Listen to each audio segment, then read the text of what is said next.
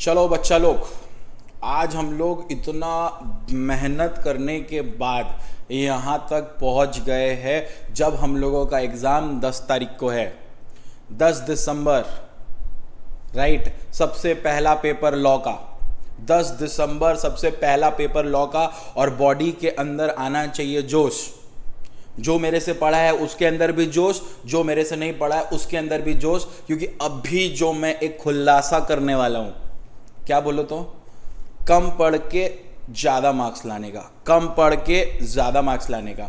जो बच्चा मेरे से पहले पढ़ चुका है उसको पता है कि हम लोग कितना डेप्थ में पढ़े हैं, कि वो समुद्र हो चुका है। एक ऐसा समुद्र जिसमें हम लोग एक तरह का अपना पावर दिखाने लायक है। बट एग्जाम में उस समुद्र का कौन सा हिस्सा लेके जाना है जिससे हम लोग मार्क्स फेच कर पाए और स्मार्टली पढ़ पाए, उसका रिवीजन आज करेंगे। मैं सबसे पहले आपका कंपनी लॉ का रिवीजन कराऊंगा। अगर आप ये वीडियो देख रहे हैं और आप जिस वक्त भी ये वीडियो देख रहे हैं, आपका अगर एनर्जी जैसा भी है, एनर्जी हाई कर लो, आलती पालती मार के बैठ जाओ, कॉपी पेन लेके एकदम बैठ जाओ। और ये मैराथन के बाद आई प्रॉमिस तुम आके एग्जाम देने के बाद जरूर आओगे इस कमेंट बॉक्स में वापस बोलने कि सर प्यार हो गया आपसे और मेरे को तुम लोग से हमेशा है। ठीक है, तो इस चीज को कंसिडर करते हुए, आपको मोटिवेट करते हुए मैं एक बात सिखा देता हूं। करियर तुम्हारा है तो जोश भी किसको रखना चाहिए? तुमको। इतना मेहनत की हो, 6 महीना का पूरा जर्नी, 6 महीना पढ़ाई की हो, एकदम सब भूल भाल के, दोस्ती यारी फैमिली प्रेशर सब लेके पढ़ाई की हो। अब एक ऐसे स्टेज में हो जब हम लोग एक लकीर खाली क्रॉस करना है और हार मान जाओगे। हार क्यों मानोगे? पॉसिबल है हम लोग के लिए। एकदम लड़ लो, एकदम उठ जाओ, एकदम जोश में आ जाओ, बॉडी के अंदर एक मोटिवेशन ले आओ। यही सच है और यही करियर है। माँ बाप को कुछ और करके दिखाना है, एकदम जिंदगी में हर वो सुख देना है जो हम लोग देना चाहते हैं। उठो एकदम जोश में। करियर तुम्हारा, सोच तुम्हारा, सब कुछ तुम्हारा। फिर तुम किसी और के लिए क्यों सोच रहे हो? सब कुछ तुम्हारा है, तुम खुद के लिए सोचो। आ जाओ आ जाओ आ जाओ आ जाओ, सब आ जाओ, जोश में आ जाओ, फॉर्म में आ जाओ, पढ़ाई स्टार्ट करते हैं। यस, अब देखिए सेक्शन सी, जिसको मैं कंसिडर करता हूं कंपनी लॉ, जिसको मैं कंसिडर करता हूं कंपनी लॉ, 40 मार्क्स का वेटेज रखता है as per your institute. Yes, this video is exclusively for CMA inter. ठीक है, सीएमए इंटर के लिए। और ध्यान रखिएगा, जब आप इस वीडियो को देख रहे हो तो इसको सीरियस ले जो मैं बोल रहा हूं। अब आप अपने मैट को खोल लीजिए जो मेरे पास मैंने आपको दिया था, और स्टार्ट कर लीजिए मार्क करना कि क्या एग्जाम में पढ़ के जाना है और क्या एग्जाम में पढ़ के नहीं जाना है। मैं बहुत ही फास्ट वे में रिवीजन करवाऊंगा। सबसे पहले आपको कंपनी लॉ का, जैसे ही मैं वर्ड यूज करता हूं कंपनी लॉ, लोग माथा पकड़ के बैठ जाते हैं, भाई साहब कंपनी लॉ इतना पढ़ना पड़ेगा, इतना कुछ है। लेकिन मेरा बच्चा लोग को सब पढ़ा दिया गया है, लेकिन पढ़ना क्या एग्जाम में, मैं अब आपको बताता हूं। मैं बताता हूं कि आप क्या पढ़ के जाएंगे एग्जाम में लिखने, मैं बताऊंगा आपको। मैं आ जाइए, 40 मार्क्स का। ठीक है, come on, let's do it. सबसे पहला चैप्टर हमारे मैट का जो बात करता है इंट्रोडक्शन टू द एक्ट का। इंट्रोडक्शन टू द एक्ट का बोलने का मतलब क्या है? एग्जाम के एक दिन पहले इंट्रोडक्शन लेके मत बैठ जाना। There is the 3 government can make law through legislative, executive, judiciary. कोई जरूरत नहीं है इसे पढ़ने का, हो गया फालतूगिरी, एकदम हो गया। एग्जाम में लेना था, दिमाग ले लिए, अब एग्जाम में क्या पढ़ के जाओगे मैं बता रहा हूं, सुनो। ये सब कुछ पढ़ने की जरूरत नहीं, मैं बार बार बता रहा हूं, ये एक्सक्लूसिवली सीएम इंटर के लिए। क्या पढ़ना है लॉ में, ध्यान से सुनो क्या पढ़ोगे। इंट्रोडक्शन में क्या पढ़ना है मैं तुमको समझाता हूं। देखिए, रेजोल्यूशन होता है, एक होता है ऑर्डिनरी रेजोल्यूशन और एक होता है special resolution. Now what does this resolution means, मैं आपको बताता हूं। जब मैं वर्ड यूज करता हूं कंपनी, जब मैं एक वर्ड यूज करता हूं कंपनी, तो ध्यान से समझिएगा। कंपनी में 2 लोग होते हैं, ठीक है, 2 इंपॉर्टेंट लोग होते हैं। एक होते हैं डायरेक्टर और एक होते हैं शेयर होल्डर्स। एक होते हैं डायरेक्टर और एक होते हैं शेयर होल्डर्स। जो कंपनी के डायरेक्टर होते हैं ना, वो कंपनी का डे टू डे अफेयर को मैनेज करते हैं। मतलब कंपनी का हर दिन का जो एक्टिविटी है, कंपनी को क्या काम करना है हर दिन, वो पूरा का पूरा ठेका कौन लेके रखता है बताइए? डायरेक्टर लेके रखता है। और जो कंपनी के शेयर होल्डर रखते हैं ना, ये लोग बेसिकली कंपनी के ओनर रहते हैं। ये लोग बेसिकली कंपनी के क्या रहते हैं? ओनर रहते हैं। जब मैं वर्ड यूज कर रहा हूं ओनर रहते हैं, ओनर, इसका बोलने का मतलब क्या है? इसका बोलने का मतलब ये है कि ये कंपनी का मालिकाना हक इनके पास रहता है। अब वो शेयर होल्डर 1 हो सकते हैं, 2 हो सकते हैं, 6 हो सकते हैं, 40 हो सकते हैं, 50 हो सकते हैं, 60 हो सकते हैं, 200 हो सकते हैं, पब्लिक कंपनी मान लिमिटेड हो सकते हैं। उसका मेन मुद्दा नहीं है, ये 2 लोग इंपॉर्टेंट होते हैं, राइट?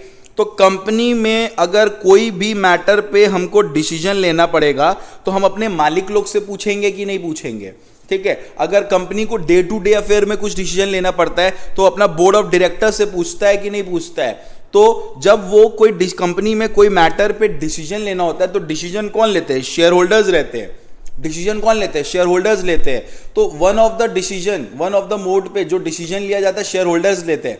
बोर्ड भी लेता है कुछ मैटर्स पे, बट मेजॉरिटी जगह डिसीजंस कौन लेते हैं? शेयर होल्डर्स लेते हैं। अब शेयर होल्डर एक ठो तो नहीं है, बहुत सारे, तो हम लोगों को उन लोग के बीच में वोट करवाना पड़ता है। उसी वोट को हम लोग रेजोल्यूशंस का नाम देते हैं कंपनीज एक्ट में, ठीक है। अब ये जो रेजोल्यूशंस होता है ना, वो 2 तरह के रेजोल्यूशंस होते हैं। एक होता है ऑर्डिनरी रेजोल्यूशन और एक होता है स्पेशल रेजोल्यूशन। एक होता है ऑर्डिनरी रेजोल्यूशन और एक होता है स्पेशल रेजोल्यूशन। जैसे ही मैं वर्ड यूज करता हूं ऑर्डिनरी रेजोल्यूशन, बोलने का मतलब है कोई मुद्दा पे वोट करवाना है और उस पे सिर्फ और सिर्फ क्लेम करना है, क्या बताइए? Simple majority. उस पे सिर्फ और सिर्फ क्या क्लेम करना है? Simple majority. मतलब vote in favour must be more than vote against. Favour के वोट ज्यादा होना चाहिए कंपेयर टू वोट अगेंस्ट। उसी को हम लोग सिंपल मेजॉरिटी का नाम देते हैं। उसी को हम लोग किसका नाम देते हैं बताइए? सिंपल मेजॉरिटी का। और उसी तरह से स्पेशल रेजोल्यूशन होता है कि यहां पे मेजॉरिटी से थोड़ा ज्यादा वोट फेवर में चाहिए। कितना वोट फेवर में चाहिए? यानी कि 75% of vote must be in favour. 75% of vote जब फेवर में रहता है तो बोला जाता है कि यस, कि यहां पे हम लोग स्पेशल रेजोल्यूशन करेंगे। तो किस मैटर पे ऑर्डिनरी रेजोल्यूशन पास करना है, किस मैटर पे स्पेशल रेजोल्यूशन पास करना है, ये कंपनीज एक्ट अपना बोलते रहेगा।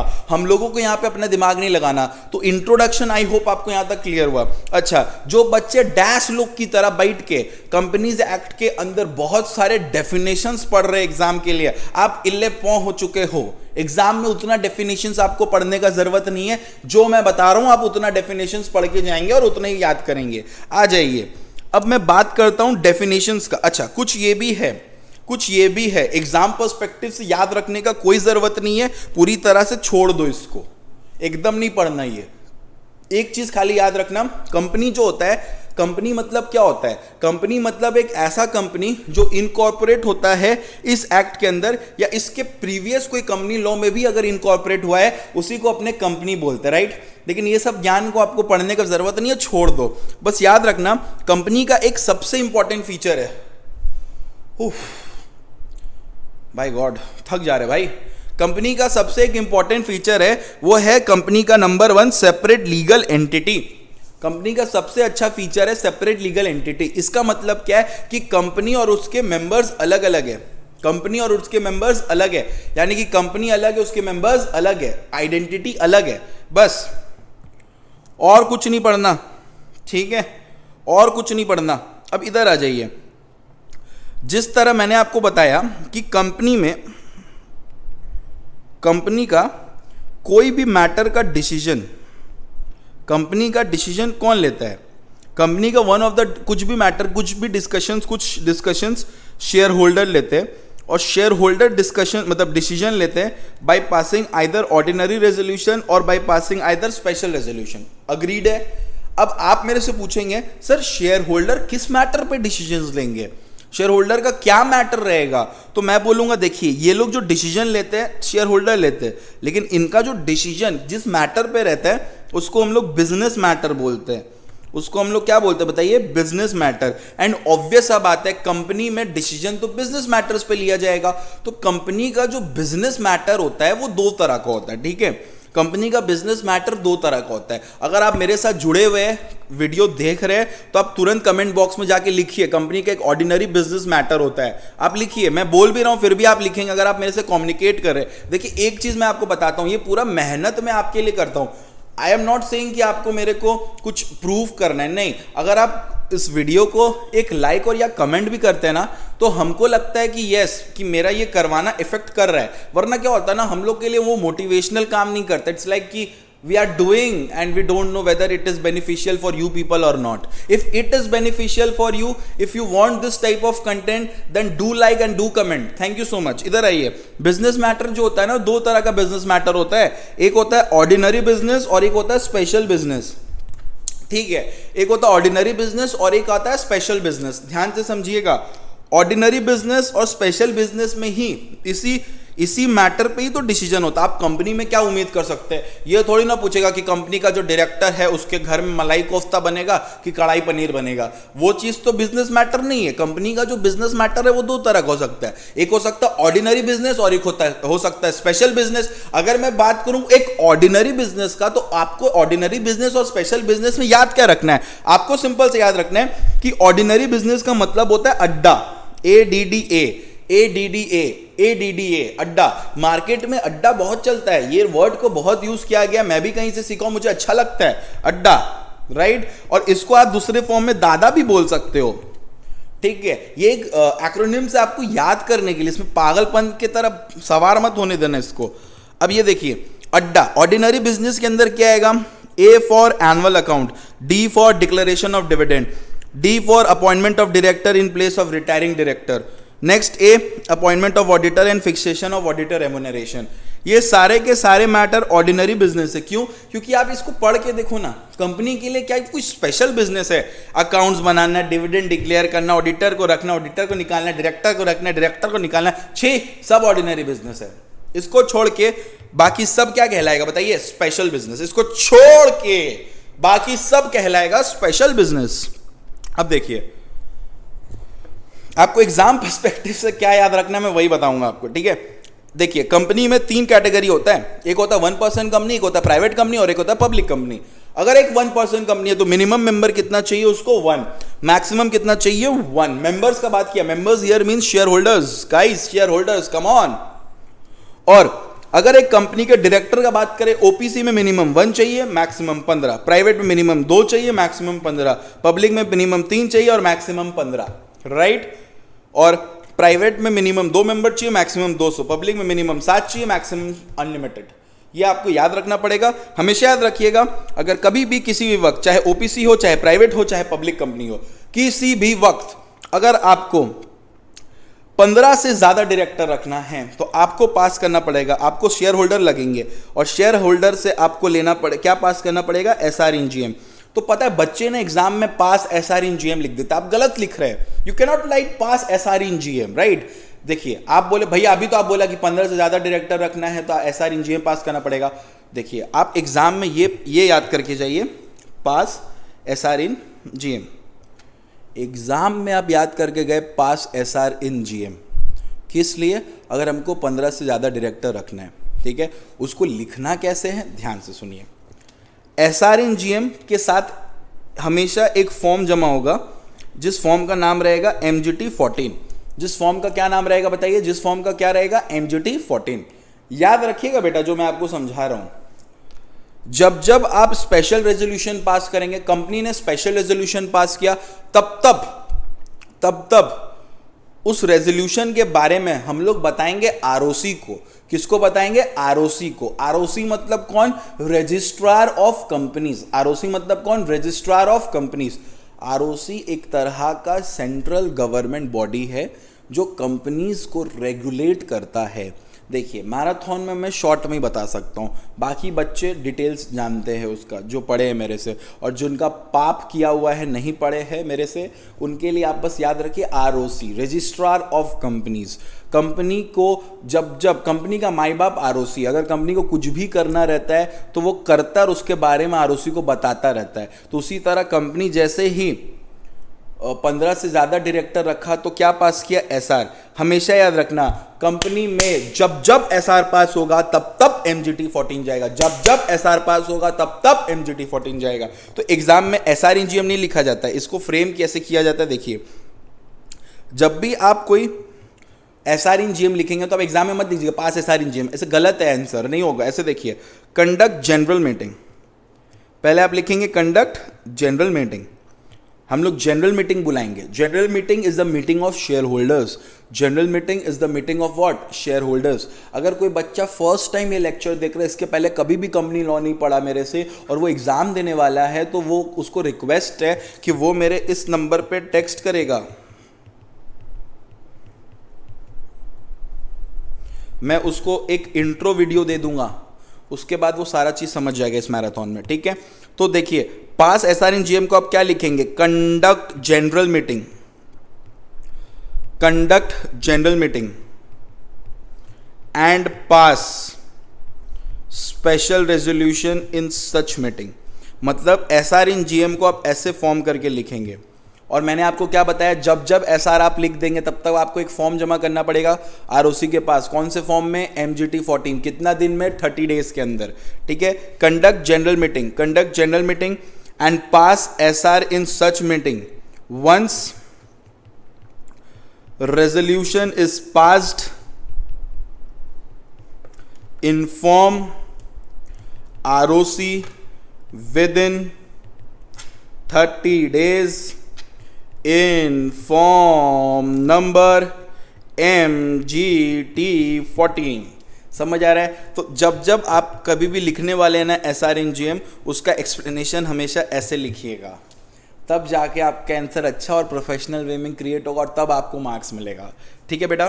बच्चे पढ़ लेते बट लिखने का तरीका नहीं जानते, तो मार्क्स स्कोर कैसे करेंगे? डन है क्या?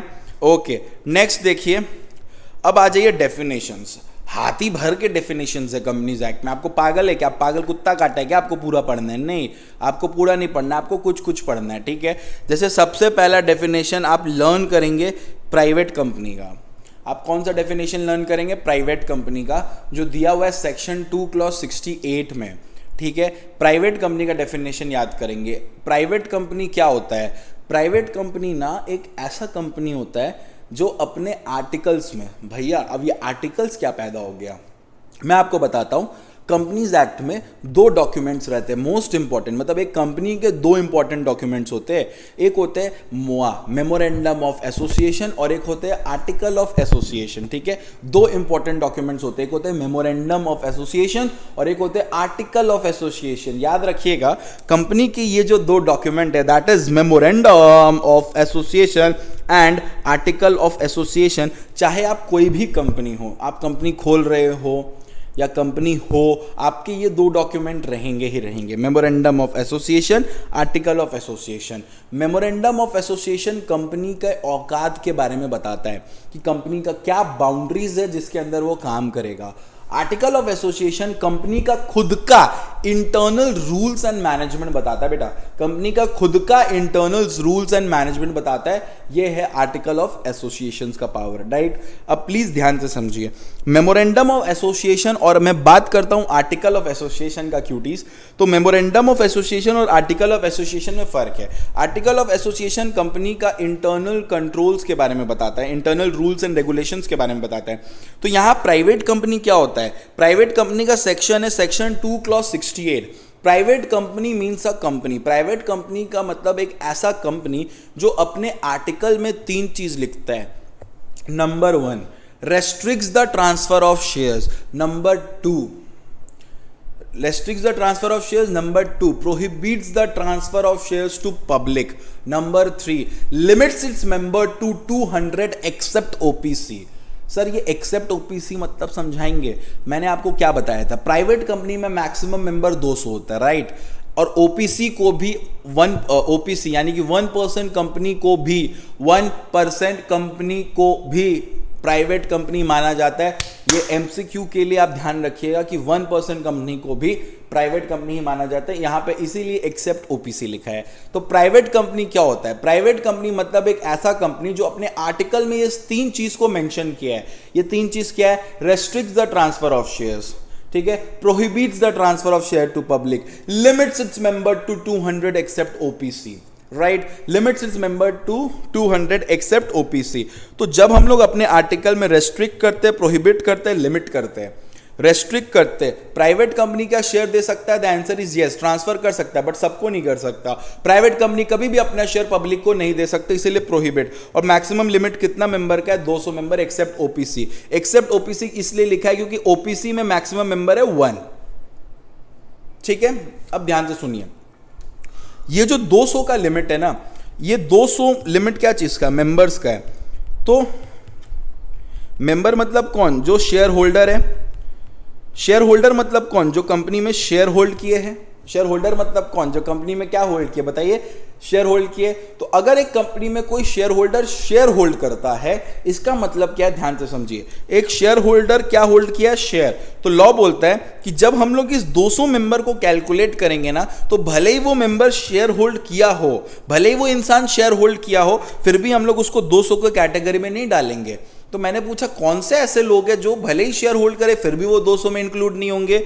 Number one employee of the company. Sir employee है तो वो, हम बोले बात तो सुनो, इंप्लॉय ऑफ द कंपनी, जो कंपनी का शेयर होल्ड किया है, उसको हम इस 200 के कैटेगरी में इंक्लूड नहीं करेंगे। Number 2, ex employee of the company, जो कंपनी का एक्स इंप्लॉय है उसको कभी भी हम लोग इस कैटेगरी में इंक्लूड नहीं करेंगे। और एक्स इंप्लॉय जो शेयर होल्ड करता है, और जॉइंट शेयर होल्डर लोग को हम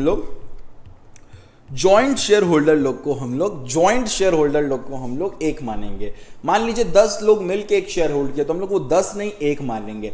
प्राइवेट कंपनी का टेक्निकल वर्ड्स का एक्सप्लेनेशन यही है। तो आप जब प्राइवेट कंपनी का डेफिनेशन लर्न करेंगे तो मेरा एक्सप्लेनेशन आप उसको अच्छी तरह से समझ पाएंगे। तो प्राइवेट कंपनी का सेक्शन है सेक्शन 2 क्लॉज 68, जो ये बोलता है private company means a company which bye it's article states things, restricts the transfer of shares, prohibits the transfer of share to the public, limits its member to 200 except OPC,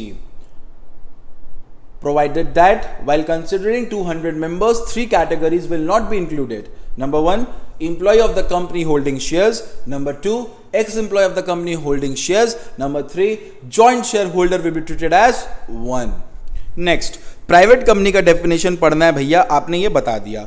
public company का section याद रखना है, section 2 clause 71, public company means a company which is not a private company. आगे का कोई भी explanation आपको पढ़ने का जरूरत नहीं है।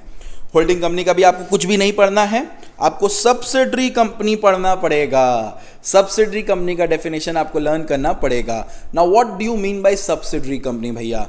हम बोले ध्यान से सुनो, subsidiary company means a company, subsidy company means a company, यानी कि एक कंपनी है ए लिमिटेड और एक कंपनी है बी लिमिटेड। प्लीज मेरे वर्ड को ध्यान दीजिएगा, मैं डेप्थ में नहीं, मैं टेक्निकल वर्ड्स को समझा रहा हूं ताकि आप लर्न कर पाए। 2 कंपनी है, ए लिमिटेड बी लिमिटेड, राइट बच्चा लोग?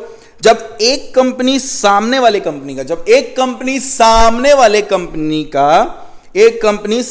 कंपनी का, more than 50% total voting power hold करता है, यानी कि एक कंपनी सामने वाले कंपनी का वोटिंग पावर होल्ड किया हुआ है, यानी कि कंट्रोल होल्ड किया हुआ है। कंट्रोल कैसे आता है? शेयर होल्ड करके, राइट? तो देखो ऐसे शेयर कैपिटल और वोटिंग पावर में बहुत फर्क है, वो डेप्थ में मैंने पढ़ा है, बट अब भी आपको समझना है, जब एक कंपनी सामने वाले कंपनी का एटलीस्ट नहीं, more than 50% of total voting power hold करता है, या फिर ये कंपनी डिसाइड करता है कि इस कंपनी का बोर्ड ऑफ डायरेक्टर कौन रहेगा और कौन नहीं रहेगा, उसको हम लोग सब्सिडरी कंपनी बोलते हैं। यानी कि ये कंपनी डिसाइड कर रहा है तो ये कंपनी होल्डिंग हो जाता है, और जिसका डिसाइड कर रहा है उसको सब्सिडरी बोलते हैं, राइट?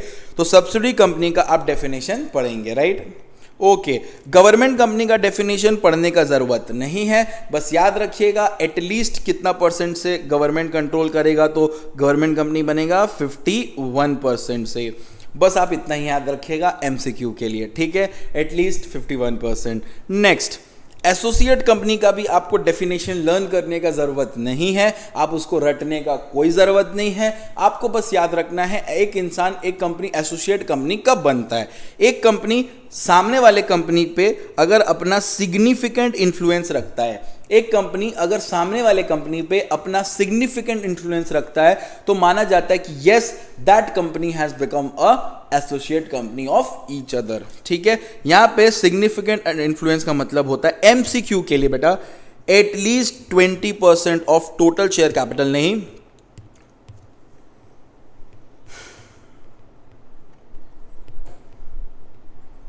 टोटल शेयर कैपिटल नहीं, total voting power, right? Yes और नो? क्लियर हुआ अच्छी तरह से? सपोर्ट करना भाई, कमेंट वमेंट करके सपोर्ट करना, लाइक वाइक करना।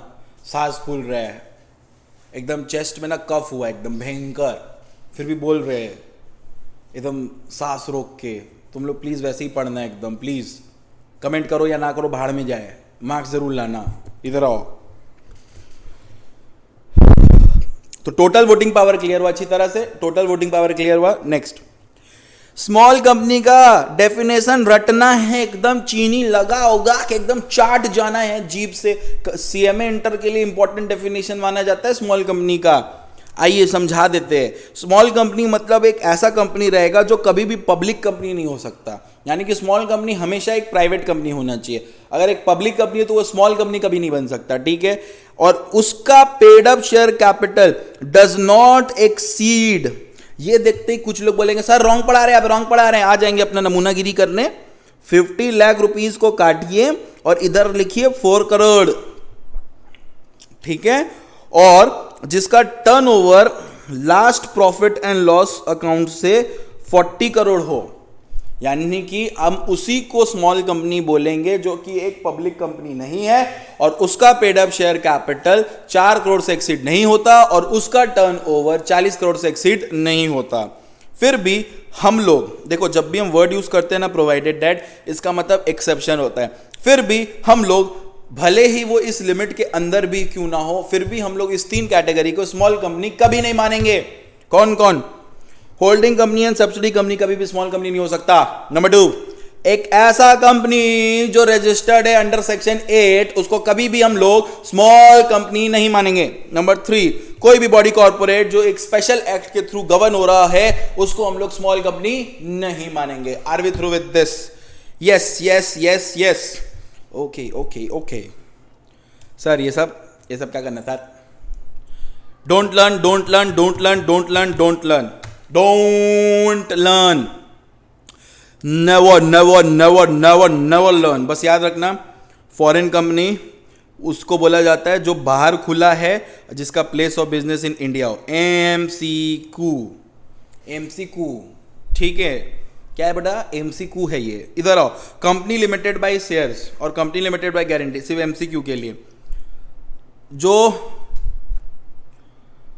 कंपनी लिमिटेड बाय गारंटी मतलब मेंबर का लायबिलिटी, मेंबर का लायबिलिटी जितना वो गारंटी लिया है उस पर डिपेंड करता है, और वो समय आता है कब? जब कंपनी बंद होता है। एमसीक्यू, ठीक है? अच्छा, केएमपी कौन होता है ये आप लर्न कर लो शॉर्ट नोट्स के लिए। केएमपी के अंदर कौन आता है? बस बेटा, और कुछ डेफिनेशन मत पढ़ना। क्या बोल रहे सर? एकदम भरोसा करके जाओ, मेरा भरोसा। ड्रिंक्स ब्रेक लेते हैं, पॉज करके लिमका उमका पीते हैं, फिर शुरू करते हैं। ड्रिंक्स ब्रेक, चलो शुरू करते फिर से। ध्यान से सुनो। देखो, तुम लोग इस लिमका के बॉटल की तरह हो, एक लाइन पे आ चुके हो। हल्का सा पुश, जैसे कि इसको हल्का सा पुश करेंगे, ठीक है? पूरा का पूरा, ये देखो, पुश करते करते आदमी ग्रोथ लेता है, ठीक है? और ऐसे करते करते कदमों में दुनिया आ जाता है।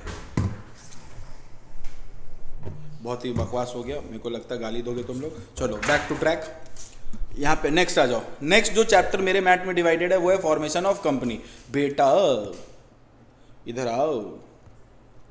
क्या पढ़ना है एग्जाम के लिए? ये सब टॉपिक्स पढ़ना है बस। बेसी चेचे मिची कोरना नहीं रे, बेसी चेचे मिची कोरना नहीं। इधर आओ। सबसे पहला, प्रमोटर कौन होता है? ठीक है, प्रमोटर कौन होता है ये ध्यान से सुनिए। प्रमोटर कौन होता है, कैसा होता है, कैसा नहीं होता, पढ़ने का जरूरत नहीं है, मतलब लर्न नहीं करो, मैं समझा दे रहा हूं कौन होता है, बस इतना याद रखो। प्रमोटर एक ऐसा व्यक्ति होता है जिसका नाम आप प्रोस्पेक्टस में देखते हो, या फिर एक ऐसा व्यक्ति जो कंपनी का डे टू डे अफेयर को मैनेज करता है, ठीक है? डे टू डे अफेयर को मैनेज करता है, कंट्रोल करता है, बस। ये सब कुछ जरूरत नहीं है। प्रमोटर कौन हूं, ही हूं, है, बस एमसीक्यू के लिए याद रखना। प्रमोटर एक ऐसा व्यक्ति होता है जिसके साथ हम लोग फिड्यूशियरी रिलेशनशिप मेंटेन करते हैं। Favourite. What do you mean bye fiduciary relationship? A relationship of trust and confidence. जो रिश्ता आप अपने जान के साथ मेंटेन करते हैं, प्यार के साथ मेंटेन करते हैं। क्यों बेशर्मो? वो वाला प्यार। यहां पे फिड्यूशियरी रिलेशन मतलब trust and confidence, trust and confidence वाला। ट्रस्ट एंड कॉन्फिडेंस मतलब दो लोगों के बीच में। तो ऑब्वियस बात है, प्रमोटर, कंपनी का जो प्रमोटर है, कंपनी उस पर पूरा ट्रस्ट और कॉन्फिडेंट रखता है कि प्रमोटर अच्छा चलाएगा, सब कुछ चलाएगा, ये सब। ठीक है, कुछ पढ़ने का जरूरत नहीं है सब। Steps of incorporation of company. Steps of incorporation of company. मैं आपको एक चीज मतलब एक सजेशन देता हूं, ध्यान से सुनो। Steps for incorporation of company पढ़ना जरूर है, ठीक है, वो पूरा पढ़ना है आपको, उसमें कोई प्रॉब्लम नहीं है कि आपको पढ़ना नहीं है, वो पढ़ना है, ठीक है। लेकिन कम इंपॉर्टेंस देना, बिकॉज लास्ट क्वेश्चन में, न्यू सिलेबस के लास्ट क्वेश्चन में ये आ चुका है, ठीक है।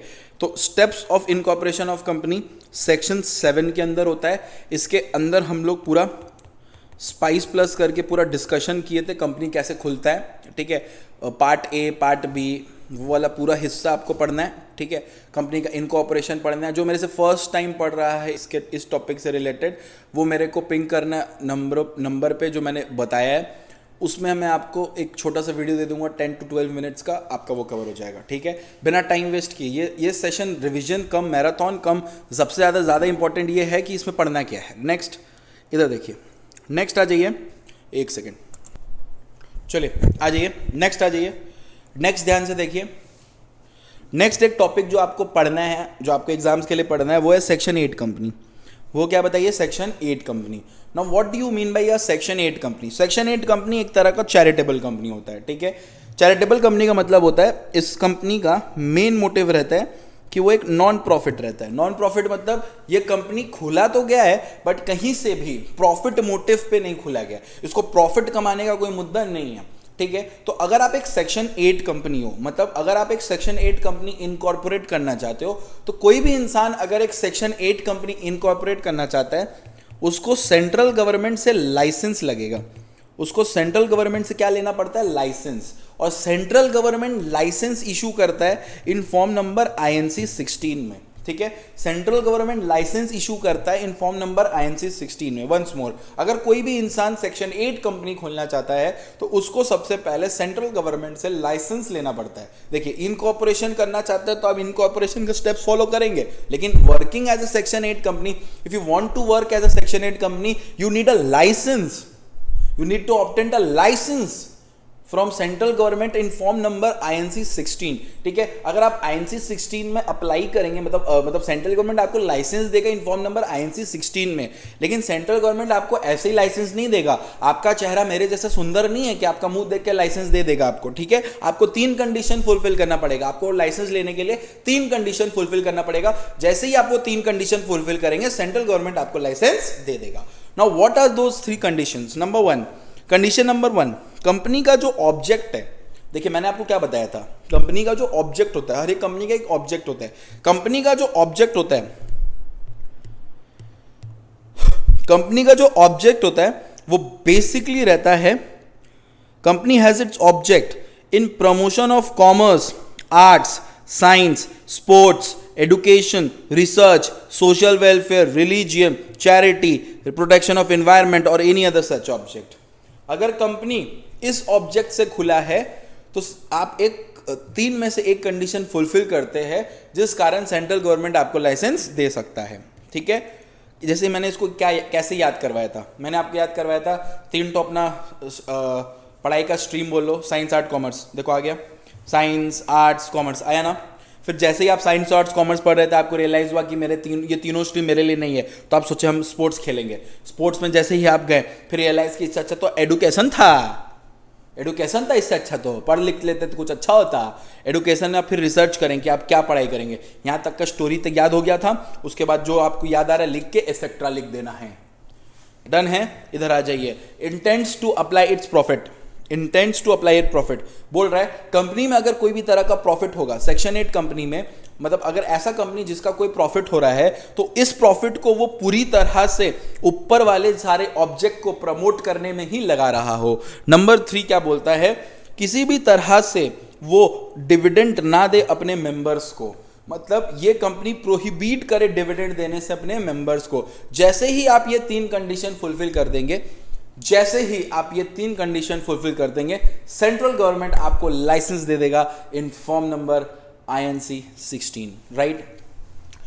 कुछ चीजें आपको जो याद रखने हैं वो ये याद रखने हैं कि अगर कभी भी सेक्शन 8 कंपनी का आपको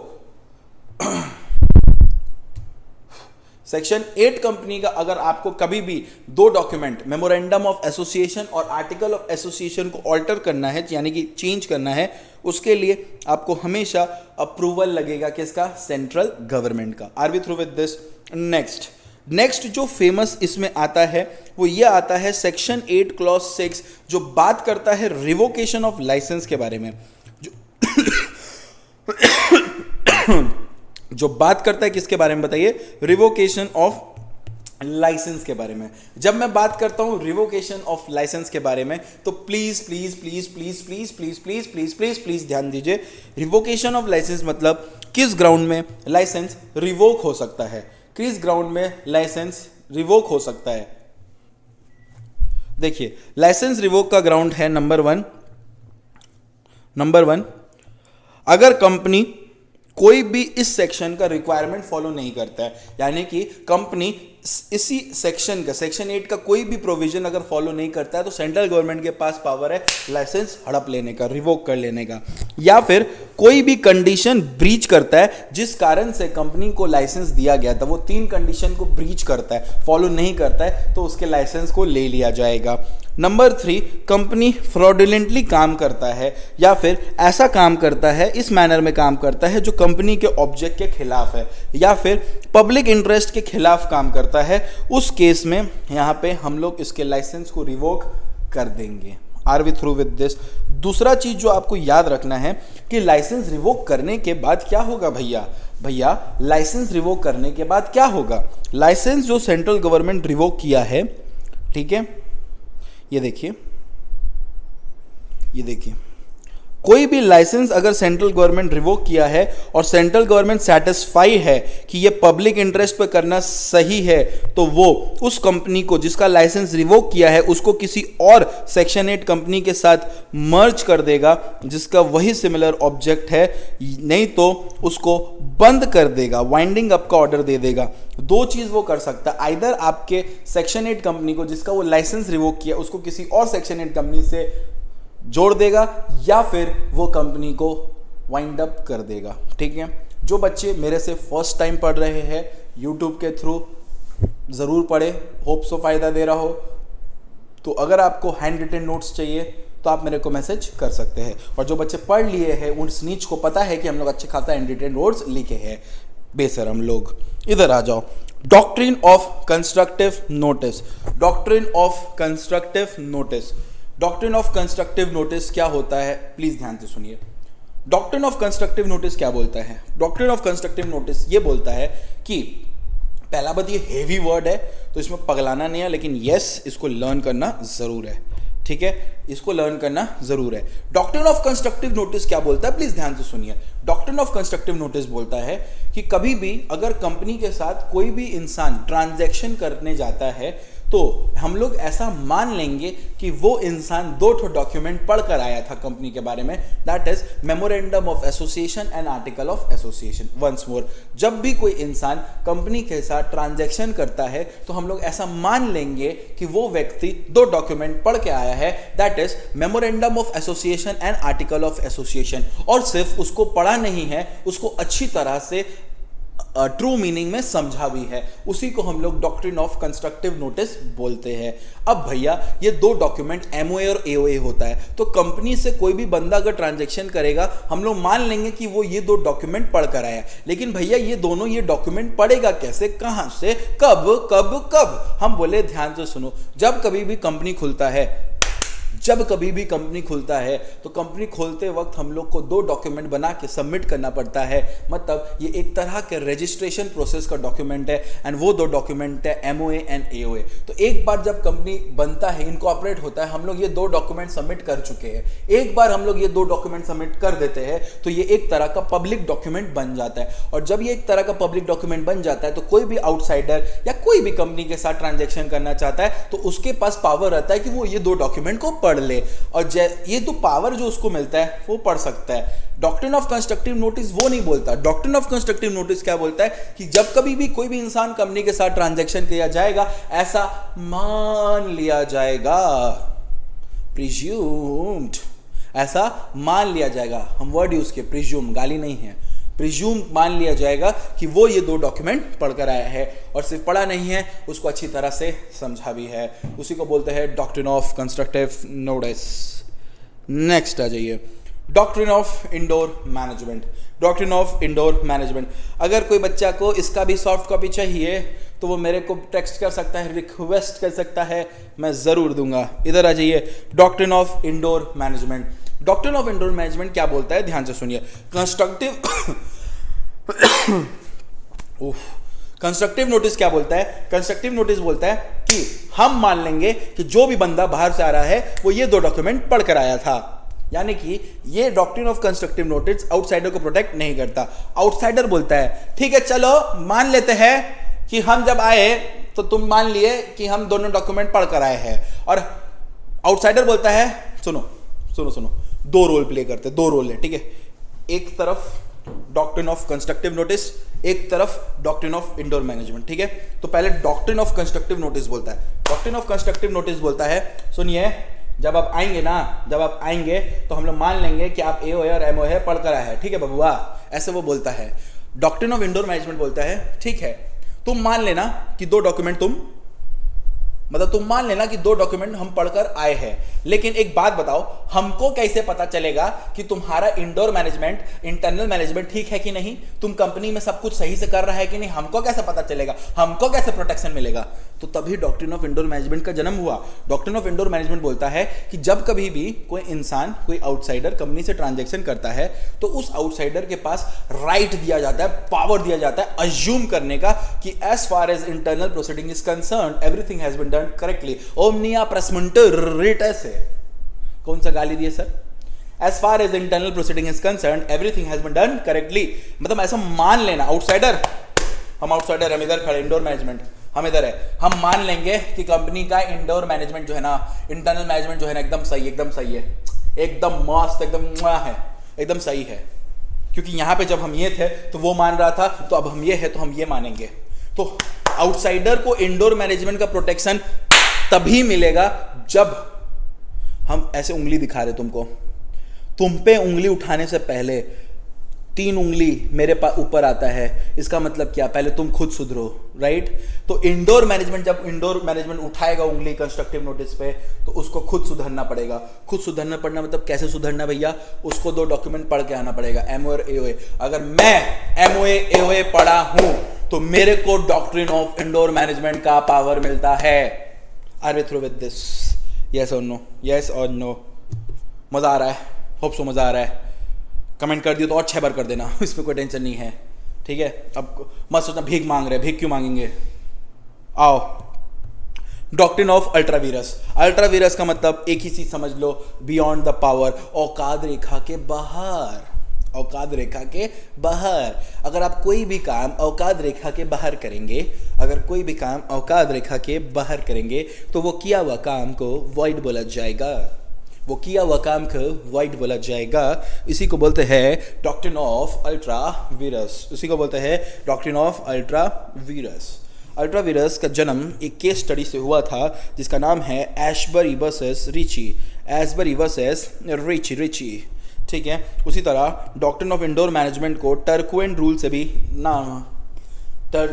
से भी जाना जाता है।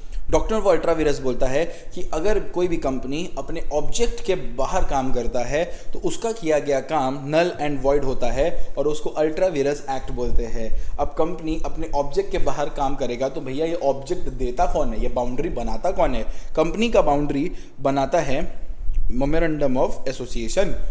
ये डॉक्यूमेंट के थ्रू हम लोग एक बाउंड्री सेट करते हैं और उस बाउंड्री के थ्रू कंपनी का डायरेक्टर हो या कोई भी हो उस बाउंड्री के बाहर काम करता है तो अल्ट्रा वीरस एक्ट माना जाता है और वो नल एंड वॉइड रहता है। Let me explain you one thing. What I am doing now, I am explaining you the concept once again, right? Second of all, I have already taught you this. Now I am teaching. Now I am claiming that what will come in your exams and how to remember certain things. बस जो बच्चे first time पढ़े वो मेरे technical words को समझ के इस टॉपिक को पढ़ेंगे, उनका ये हेल्प हो जाएगा। डन है। लिफ्टिंग ऑफ कॉर्पोरेट वेल, भाई छोड़ना नहीं बेटा, लिफ्टिंग ऑफ कॉर्पोरेट वेल को छोड़ना नहीं है। यह टॉपिक इंपॉर्टेंट है, जरूर पढ़ना है। लिफ्टिंग ऑफ कॉर्पोरेट वेल क्या होता है? लिफ्टिंग ऑफ कॉर्पोरेट वेल कुछ नहीं, कंपनी के सेपरेट लीगल एंटिटी के बारे में बोलता है। ये बोलता है कंपनी जो है ना वो अलग है और उसके जो मेंबर्स है वो अलग है। इन लोगों के बीच में एक वॉल रहता है, इन लोगों के बीच में क्या रहता है? एक वॉल रहता है, ठीक है। और इस वॉल के कारण कंपनी का लायबिलिटी कंपनी के पास रहता है, मेंबर्स का लायबिलिटी मेंबर्स के पास रहता है। तो अपने को क्या करना है सर? रहने दीजिए, रहने देने का बात नहीं है। बात ये हो रहा है कि कब इस वॉल को तोड़ दिया जाएगा और कब कंपनी का लायबिलिटी मेंबर के पास चला जाएगा और मेंबर पर्सनली लायबल हो जाएगा। यानी कि हम लोग कंपनी का सेपरेट लीगल एंटिटी का स्टेटस को इग्नोर कर देंगे और अगर हम लोग कंपनी के सेपरेट लीगल एंटिटी का स्टेटस को इग्नोर कर देंगे उसी को हम लोग बोलते हैं लिफ्टिंग ऑफ कॉर्पोरेट वेल, ठीक है। तो कब कॉर्पोरेट वेल जो है ना वो लिफ्ट हो जाएगा, लिफ्ट करा दे। कब लिफ्ट होगा? कब लिफ्ट होगा? इस 7 ग्राउंड में। आपको इसको चीनी लगाना है और कमेंट में बताओ क्या करना है। इधर आओ। सबसे पहला 7 केस में सबसे पहला नंबर, कब ये पर्दा हट जाएगा, कब ये वॉल टूट जाएगा, क्या केसेस में? Number 1, reduction in membership below statutory minimum. कभी भी किसी भी वक्त अगर आपका कंपनी का स्टैट्यूटरी मिनिमम घटता है, यानी कि अगर आप प्राइवेट कंपनी है तो मिनिमम मेंबर कितना चाहिए? 2, और अगर पब्लिक कंपनी है तो मिनिमम मेंबर कितना चाहिए? 7। और कभी भी आपका वो स्टैट्यूटरी मिनिमम घट जाता है, कभी भी वो मिनिमम नंबर से घट जाता है तो लॉ बोलता है देखिए अगर कभी भी किसी भी वक्त आपका मेंबरशिप घट जाता है मिनिमम से तो आपको 6 महीना का टाइम दिया जाता है। उस 6 महीना के अंदर आप एक नया मेंबर रख लीजिए, मतलब उस मेंबर को बढ़ा दीजिए, वरना उस 6 महीना के बाद जो मेंबर अवेयर था इसके बारे में उसके बाद कोई भी कॉन्ट्रैक्ट या डेट के लिए वो मेंबर पर्सनली लायबल हो जाएगा, आप पर्सनली लायबल हो जाएंगे। देखिए क्या लिखा है, if the number of member fall below statutory minimum and the company continues to carry on business for more than 6 months, then the remaining member who are aware of the fact will be held personally liable for the debt contracted after 6 months. Next, protection of revenue मतलब tax का चोरी। एक case है, case का नाम है ढिंशा मानेकजी पेचिच। ये uncle क्या किए ना, ये अंकल ना 4 प्राइवेट कंपनी खोले। 4 प्राइवेट कंपनी खोलने के बाद अब इतना अमीर थे इनको टैक्स नहीं देना था, तो प्रोटेक्शन ऑफ रेवेन्यू इससे निकला। इनको टैक्स नहीं देना था इनको, तो इन्होंने क्या किया, अपना जितना भी इनकम है ना 4 प्राइवेट कंपनी में प्लेस कर दिया और 4 प्राइवेट कंपनी में प्लेस करने के बाद उस पैसा को वापस से उठाया as a form of loan. ऐसा दिखाया कि ये लोन लिया है इस कंपनी से and loan is not an income, hence not taxable under income tax act 1961। जोश में आ गए, ठीक है, टैक्सेबल नहीं होता लोन। तो क्या प्रॉब्लम है सर? प्रॉब्लम यह है कि वो लोन कभी रीपे ही नहीं हुआ। जब छापा मारा गया तो पता चला कि ये प्राइवेट कंपनी से लोन लिया था, और जब उस प्राइवेट कंपनी में छापा मारा गया तो पता चला प्राइवेट कंपनी कुछ नहीं है, कोई है ही नहीं, बस एक शैम कंपनी है। इस कंपनी को खोला ही गया था with an intention for the protection of revenue. उस केस में कंपनी और ढिंचों के बीच में जो वॉल था उसको हटा दिया जाएगा और ढिंचों को पकड़ के जेल डाल दिया जाएगा, मतलब पर्सनली लायबल हो जाएगा वो। मिस डिस्क्रिप्शन ऑफ नेम, अगर आप कंपनी के बिहाफ में कुछ कॉन्ट्रैक्ट करते हो तो आपको कंपनी का नाम मेंशन करना पड़ेगा, और अगर आप उस कुछ कोई भी टर्म्स एंड मतलब कोई भी कॉन्ट्रैक्ट में आप कंपनी का नाम मेंशन करना भूल गए तो भूल जाइएगा कि आप लायबल है, मतलब भूल जाइएगा कंपनी लायबल, आप लायबल हो जाएंगे। नेक्स्ट, आपने कुछ ऐसा किया है जिससे आप फ्रॉड को प्रिवेंट करते हैं या इम्प्रॉपर कंडक्ट करते हैं, राइट? आपने कुछ ऐसा किया जिससे आप फ्रॉड को प्रिवेंट करते हैं या फिर इम्प्रॉपर कंडक्ट करते हैं। छी, आपने कुछ ऐसा किया है जिससे आप फ्रॉड को प्रिवेंट करते हैं, प्रॉपर कंडक्ट करते हैं, जिसका नाम था, केस का नाम है गिलफर्ड मोटर वर्सेस होम नहीं, हॉर्ने, गिलफर्ड मोटर वर्सेस हॉर्ने। ठीक है, अब सुनो ना, यहां पे क्या हुआ था, सपोज करो यहां पे कंपनी बना था टू अवॉइड द कॉन्ट्रैक्ट, मतलब मैं समझाता हूं। मान लो ये एक टीचर है, मैं एक टीचर हूं, ठीक है, मैं एक टीचर हूं, ये एक टीचर है, ठीक है, ये एक टीचर है, मैं एक टीचर हूं। मैं ना इनके पास गया पढ़ाने, ठीक है, इनके पास, ये बोले सुनो, इससे अच्छा तो मैं इधर उधर करके बता देता हूं।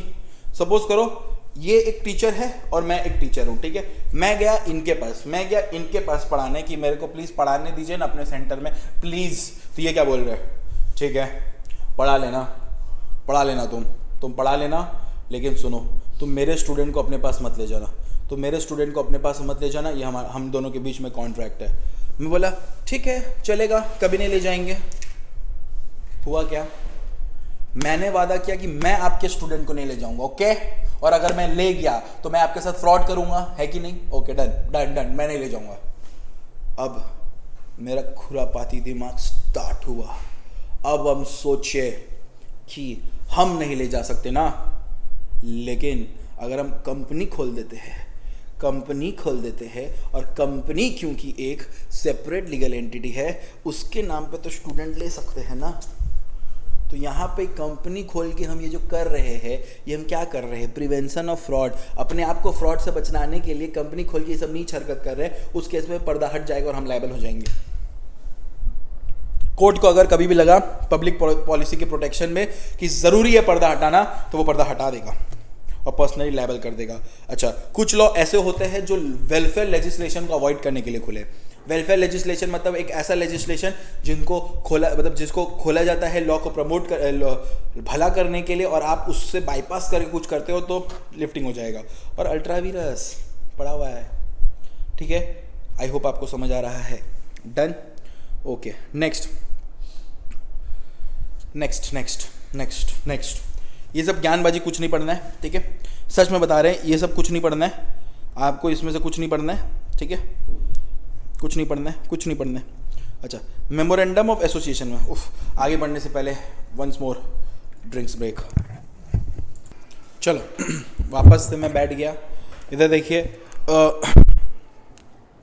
जब मैं बात कर रहा हूँ क्लॉजेस के लिए, clauses of memorandum of associations, ठीक है, तो आपको बस याद रखना है there are 5 clauses of memorandum of associations. और अगर आप एक ओपीसी के एमओए को देखोगे तो उसमें 6 क्लॉजेस रहते हैं, ठीक है।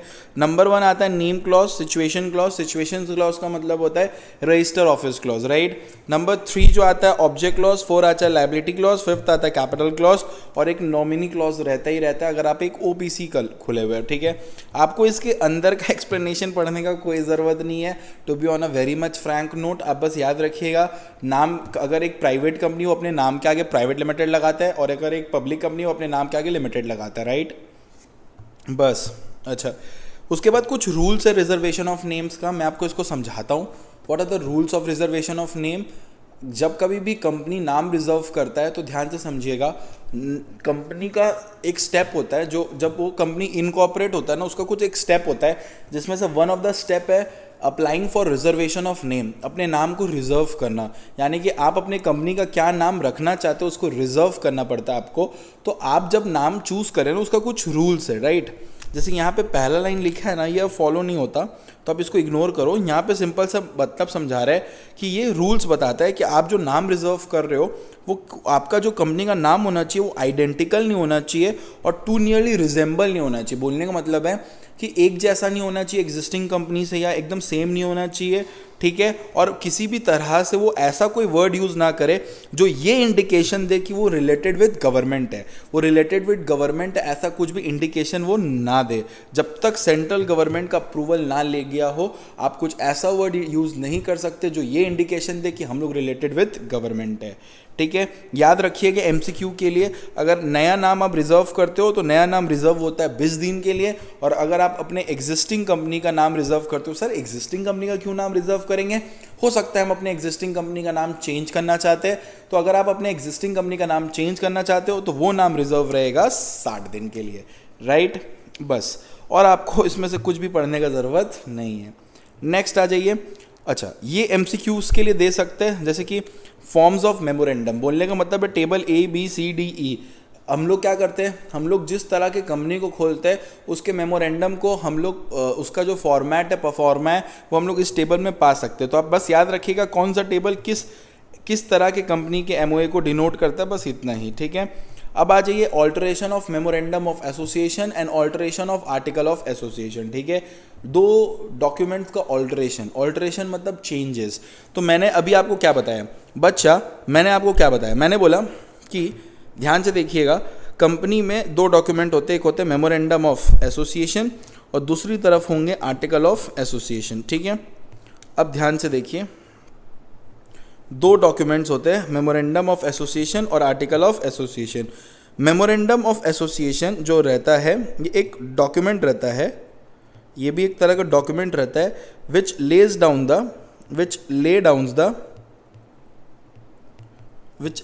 The boundaries, which lay down the boundary. It provides internal rules and regulation, ठीक है। Alteration of MOA is done under section 13। उसी तरह से alteration of AOA is done under section 14। Alteration under section 13 MOA का होता है और under section 14 AOA का होता है, ठीक है। तो अगर मैं बात करूं MOA का, MOA में कितना क्लॉजेस होता है, आपने बोला 5 क्लॉजेस। नंबर वन क्लॉज होता है नेम क्लॉज, नंबर 2 होता है सिचुएशन क्लॉज, नंबर 3 होता है ऑब्जेक्ट क्लॉज, नंबर 4 होता है लायबिलिटी क्लॉज और नंबर 5 होता है कैपिटल क्लॉज, ठीक है। ये 5 तरह के क्लॉज होते हैं, name clause, situation clause, object clause, liability clause and capital clause, right. अब इस 5 तरह के क्लॉजेज में name clause, situation clause, object clause, liability clause and capital clause, right. तो ध्यान से देखिए, ये पांचों क्लॉज में से जो पहला 4 क्लॉज है ना, इसको ऑल्टर करने के लिए हम लोग फॉलो करते हैं सेक्शन 31 और हम लोग सेक्शन 13 और सेक्शन 13 के थ्रू हम लोग MOA को ऑल्टर कर सकते हैं अंडर सेक्शन 13, ठीक है। ऑल्टर कर सकते हैं मतलब क्या है, ऑल्टर कर सकते हैं मतलब क्या है, ऑल्टर कर सकते हैं मतलब क्या है, ऑल्टर मतलब चेंज कर सकते हो। अगर आप MOA के ऑल्टरेशन करना चाहते हो तो आप कर सकते हो अंडर सेक्शन 13। ये 4 क्लॉज है, name clause, situation clause, object clause, liability clause. Capital clause को ऑल्टर करने के लिए आपको फॉलो करना पड़ेगा सेक्शन 61। आप अंडर सेक्शन 61 से उसको ऑल्टर कर सकते हो। अगर आप सेक्शन 13 फॉलो करके ऑल्टर कर रहे हो तो मोटा मोटी याद रखना, ऑल्टर मतलब चेंजेस, आप ऑल्टर कर सकते हो by passing SR in GM। तो यहाँ पे वही बोला है कि देखिए, अगर आप ऑल्टर करना चाहते हो MOA को, if you want to alter MOA under section 13, तो all clauses of MOA except capital clause can be amended by following section 13। और कैसे अमेंड होता है, बाय पासिंग स्पेशल रेजोल्यूशन। और कैपिटल क्लॉज जो है वो ऑल्टर होता है by passing ordinary resolution under section 61, ठीक है। तो अभी अगर मैं बात करूं नेम क्लॉज के ऑल्टरेशन का, तो नेम क्लॉज अगर आप ऑल्टर करना चाहते हो तो आपको पास करना पड़ेगा SR इन GM। तो आप एग्जाम में SR इन GM नहीं लिखोगे, आप लिखोगे conduct general meeting and pass special resolution in such meeting and inform ROC inform number NGT 14 within 30 days of passing of such resolution, ठीक है। तो यहाँ पे जो कीवर्ड्स है वो मार्क करता हूँ कि अगर आप नेम क्लॉजेस को ऑल्टर करना चाहते हो, 5 क्लॉज था, अगर उसमें से आप अगर नेम क्लॉज को ऑल्टर करना चाहते हो तो SR इन GM पास करिए और अप्रूवल लीजिए। किसका अप्रूवल लीजिए, सेंट्रल गवर्नमेंट का। फिर बोलता है कि अप्रूवल सेंट्रल गवर्नमेंट का नहीं लगेगा अगर नाम का सिर्फ चेंजेस कन्वर्जन की वजह से हो रहा है। मतलब आप अगर कंपनी का नाम कन्वर्ट कर रहे हैं, एक कंपनी से मतलब प्राइवेट कंपनी से पब्लिक हो रहे हैं या पब्लिक से प्राइवेट हो रहे हैं, तो उस सिनेरियो में आपको अप्रूवल ऑफ सेंट्रल गवर्नमेंट नहीं लगेगा, ठीक है। आपको कब हम आपके नाम को चेंज करने नहीं देंगे, आपको हम आपके कंपनी को अपना नाम चेंज करने नहीं देंगे अगर वो डिफ़ॉल्ट किया है पब्लिक डिपॉजिट्स में डिबेंचर्स में, प्रेफरेंस शेयर्स में या कोई लोन या इंटरेस्ट में कुछ भी तरह से वो डिफ़ॉल्ट किया है, तो जब तक वो सही नहीं हो जाता हम आपको नाम चेंज करने नहीं देंगे। आप एक बार अगर अपना नाम चेंज कर लिए तो आपको नया सर्टिफिकेट ऑफ इनकॉर्पोरेशन के लिए अप्लाई करना पड़ेगा इन फॉर्म नंबर INC 24, और ROC आपको नया सर्टिफिकेट ऑफ इनकॉर्पोरेशन देगा इन form number INC 25। This is alteration of name clause. Next जो आता है वो आता है alteration of register office clause. ठीक है, अब देखिए रजिस्टर क्लॉज, MOA का रजिस्टर क्लॉज में हम लोग स्टेट का नाम लिखते हैं, मतलब जिस स्टेट में मेरा कंपनी है रजिस्टर क्लॉज में वो लिखा रहेगा। मेरा कंपनी कोलकाता में खुला है तो मेरा कौन सा स्टेट हुआ, वेस्ट बंगाल। मेरा कंपनी मुंबई में खुला है तो मेरा कौन सा स्टेट हुआ, महाराष्ट्र। यहाँ पे आप रजिस्टर क्लॉज में एड्रेस नहीं देते पर्टिकुलर कि वो कंपनी का एड्रेस क्या है, यहाँ पे हम लोग स्टेट मेंशन करते हैं कि किस स्टेट में कंपनी खुला है, राइट। तो मतलब किस स्टेट से कंपनी बिलोंग करता है। तो देखिए रजिस्टर क्लॉज में, रजिस्टर क्लॉज यानी कि आपका रजिस्टर ऑफिस चेंज हो रहा है। क्या रजिस्टर ऑफिस चेंज का मतलब क्या होता है, आपको MOA को ऑल्टर करना पड़ेगा? The answer is no. अगर आपका रजिस्टर ऑफिस ऐसा जगह शिफ्ट हो रहा है जो पहले जहां था और अभी जहां हो रहा है उसमें स्टेट चेंज हो जाएगा, तभी आपको ऑल्टरेशन करना पड़ेगा मेमोरेंडम ऑफ एसोसिएशन का, नहीं तो आपको ऑल्टरेशन मेमोरेंडम ऑफ एसोसिएशन का नहीं करना पड़ेगा। तो भैया अगर शिफ्टिंग हो रहा है लोकल एरिया में तो there is a shifting but not an alteration of MOA। याद रखिएगा, it is not an alteration of MOA, it's just a shifting, right. क्योंकि स्टेट चेंज जब तक नहीं होगा तब तक हम लोग ऑल्टरेशन नहीं मानेंगे। तो अगर शिफ्टिंग हो रहा है लोकल लिमिट के अंदर तो आपको अप्रूवल लेना पड़ेगा, क्या पास करके, बोर्ड रेजोल्यूशन पास करके। और ध्यान रखिएगा board resolution is the approval, यानी कि बोर्ड ऑफ डायरेक्टर से ही पूछ लीजिए। अगर लोकल लिमिट में जा रहे हैं तो बोर्ड ऑफ डायरेक्टर से भी पूछ लीजिए। तो एग्जाम में क्या आप ऐसे टेबल बनाएंगे? नहीं। मान लीजिए एग्जाम में आया write down the provision of shifting of register office within local limit, तो आप कैसे लिखेंगे? For shifting of register office within local limit, for shifting of register office within local limit certain condition need to be satisfied. Number 1 यहाँ पे क्या pass करना है? Board resolution. तो ये रेजोल्यूशन पास करने के लिए आपको कौन सा मीटिंग करना पड़ेगा? Board meeting. तो आपको लिखना पड़ेगा conduct board meeting and pass board resolution. Number 2, once board resolution has been passed inform ROC within 30 days inform number INC 22। बस खत्म। इसका मतलब क्या भैया? इसका मतलब ये है कि INC 22 आप कब फाइल करेंगे? ये फॉर्म आप फाइल करेंगे, मतलब कंपनी फाइल करता है। क्यों फाइल करता है?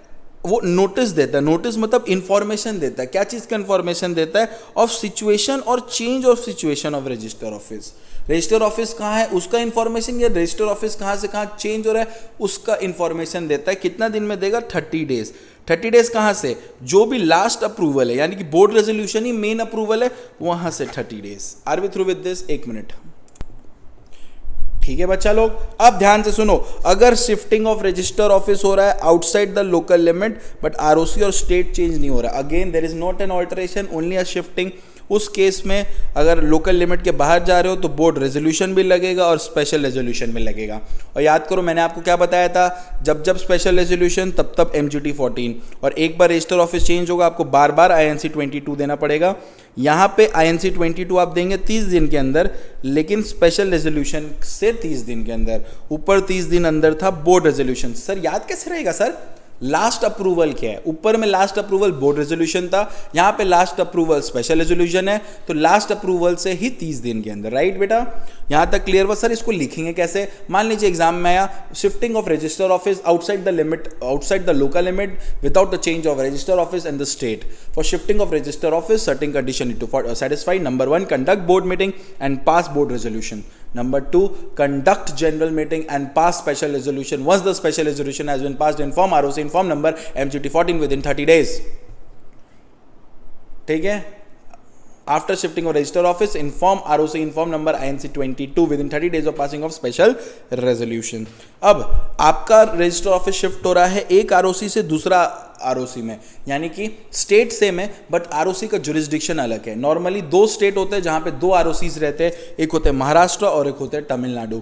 उस पूरे सिनेरियो में आपको क्या करना है? बोर्ड रेजोल्यूशन भी पास करना है, स्पेशल रेजोल्यूशन भी पास करना है, और अप्रूवल लेना है किसका? रीजनल डायरेक्टर्स का। देखिए रीजनल डायरेक्टर का अप्रूवल लेने के लिए आपको लेटर देना पड़ेगा। आप उनसे अप्रूवल लेंगे, आप उनको लेटर देंगे, रीजनल डायरेक्टर को आप लेटर देंगे कि आप चेंज कर रहे हैं INC 23 में।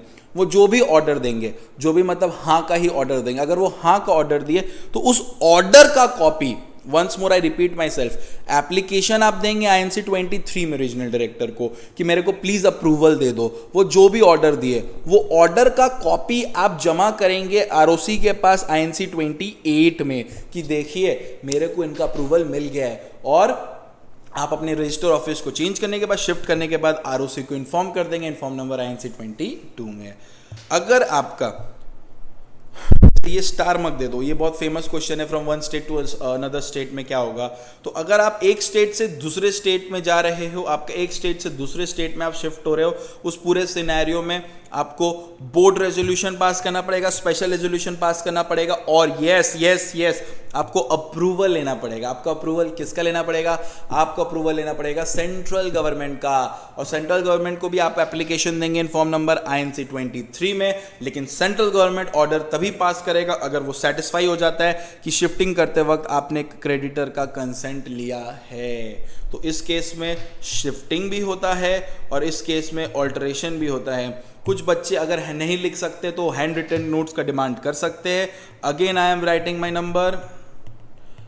जो बच्चे मेरे से नहीं पढ़े उनका बात हो रहा है, जो बच्चे मेरे से पढ़े हैं वो इसको लिखे हैं, ठीक है। चलो नेक्स्ट क्या होता है? Object clause. कंपनी को अगर अपने ऑब्जेक्ट क्लॉज को चेंज करना है तो मैंने पहले ही बताया था SR इन GM पास करना पड़ेगा, और उस ऑल्टरेशन को पॉसिबल तभी कर पाएंगे अगर SR इन GM आपने पास किया था और आपको इसके बारे में पब्लिश करना पड़ेगा। ऑब्जेक्ट क्लॉज आप चेंज कर रहे हैं एक इंग्लिश न्यूज़पेपर और एक वर्नाकुलर न्यूज़पेपर में, और जो भी एग्जिस्टिंग शेयर होल्डर है जो चाहते हैं कि वो नहीं कंटिन्यू करे, उनको अपॉर्चुनिटी देना पड़ेगा एग्जिट करने का। आपको लायबिलिटी क्लॉज बहुत सिंपल है, चेंज करना है तो SR इन GM पास करिए और ऑल्टरेशन कर लीजिए।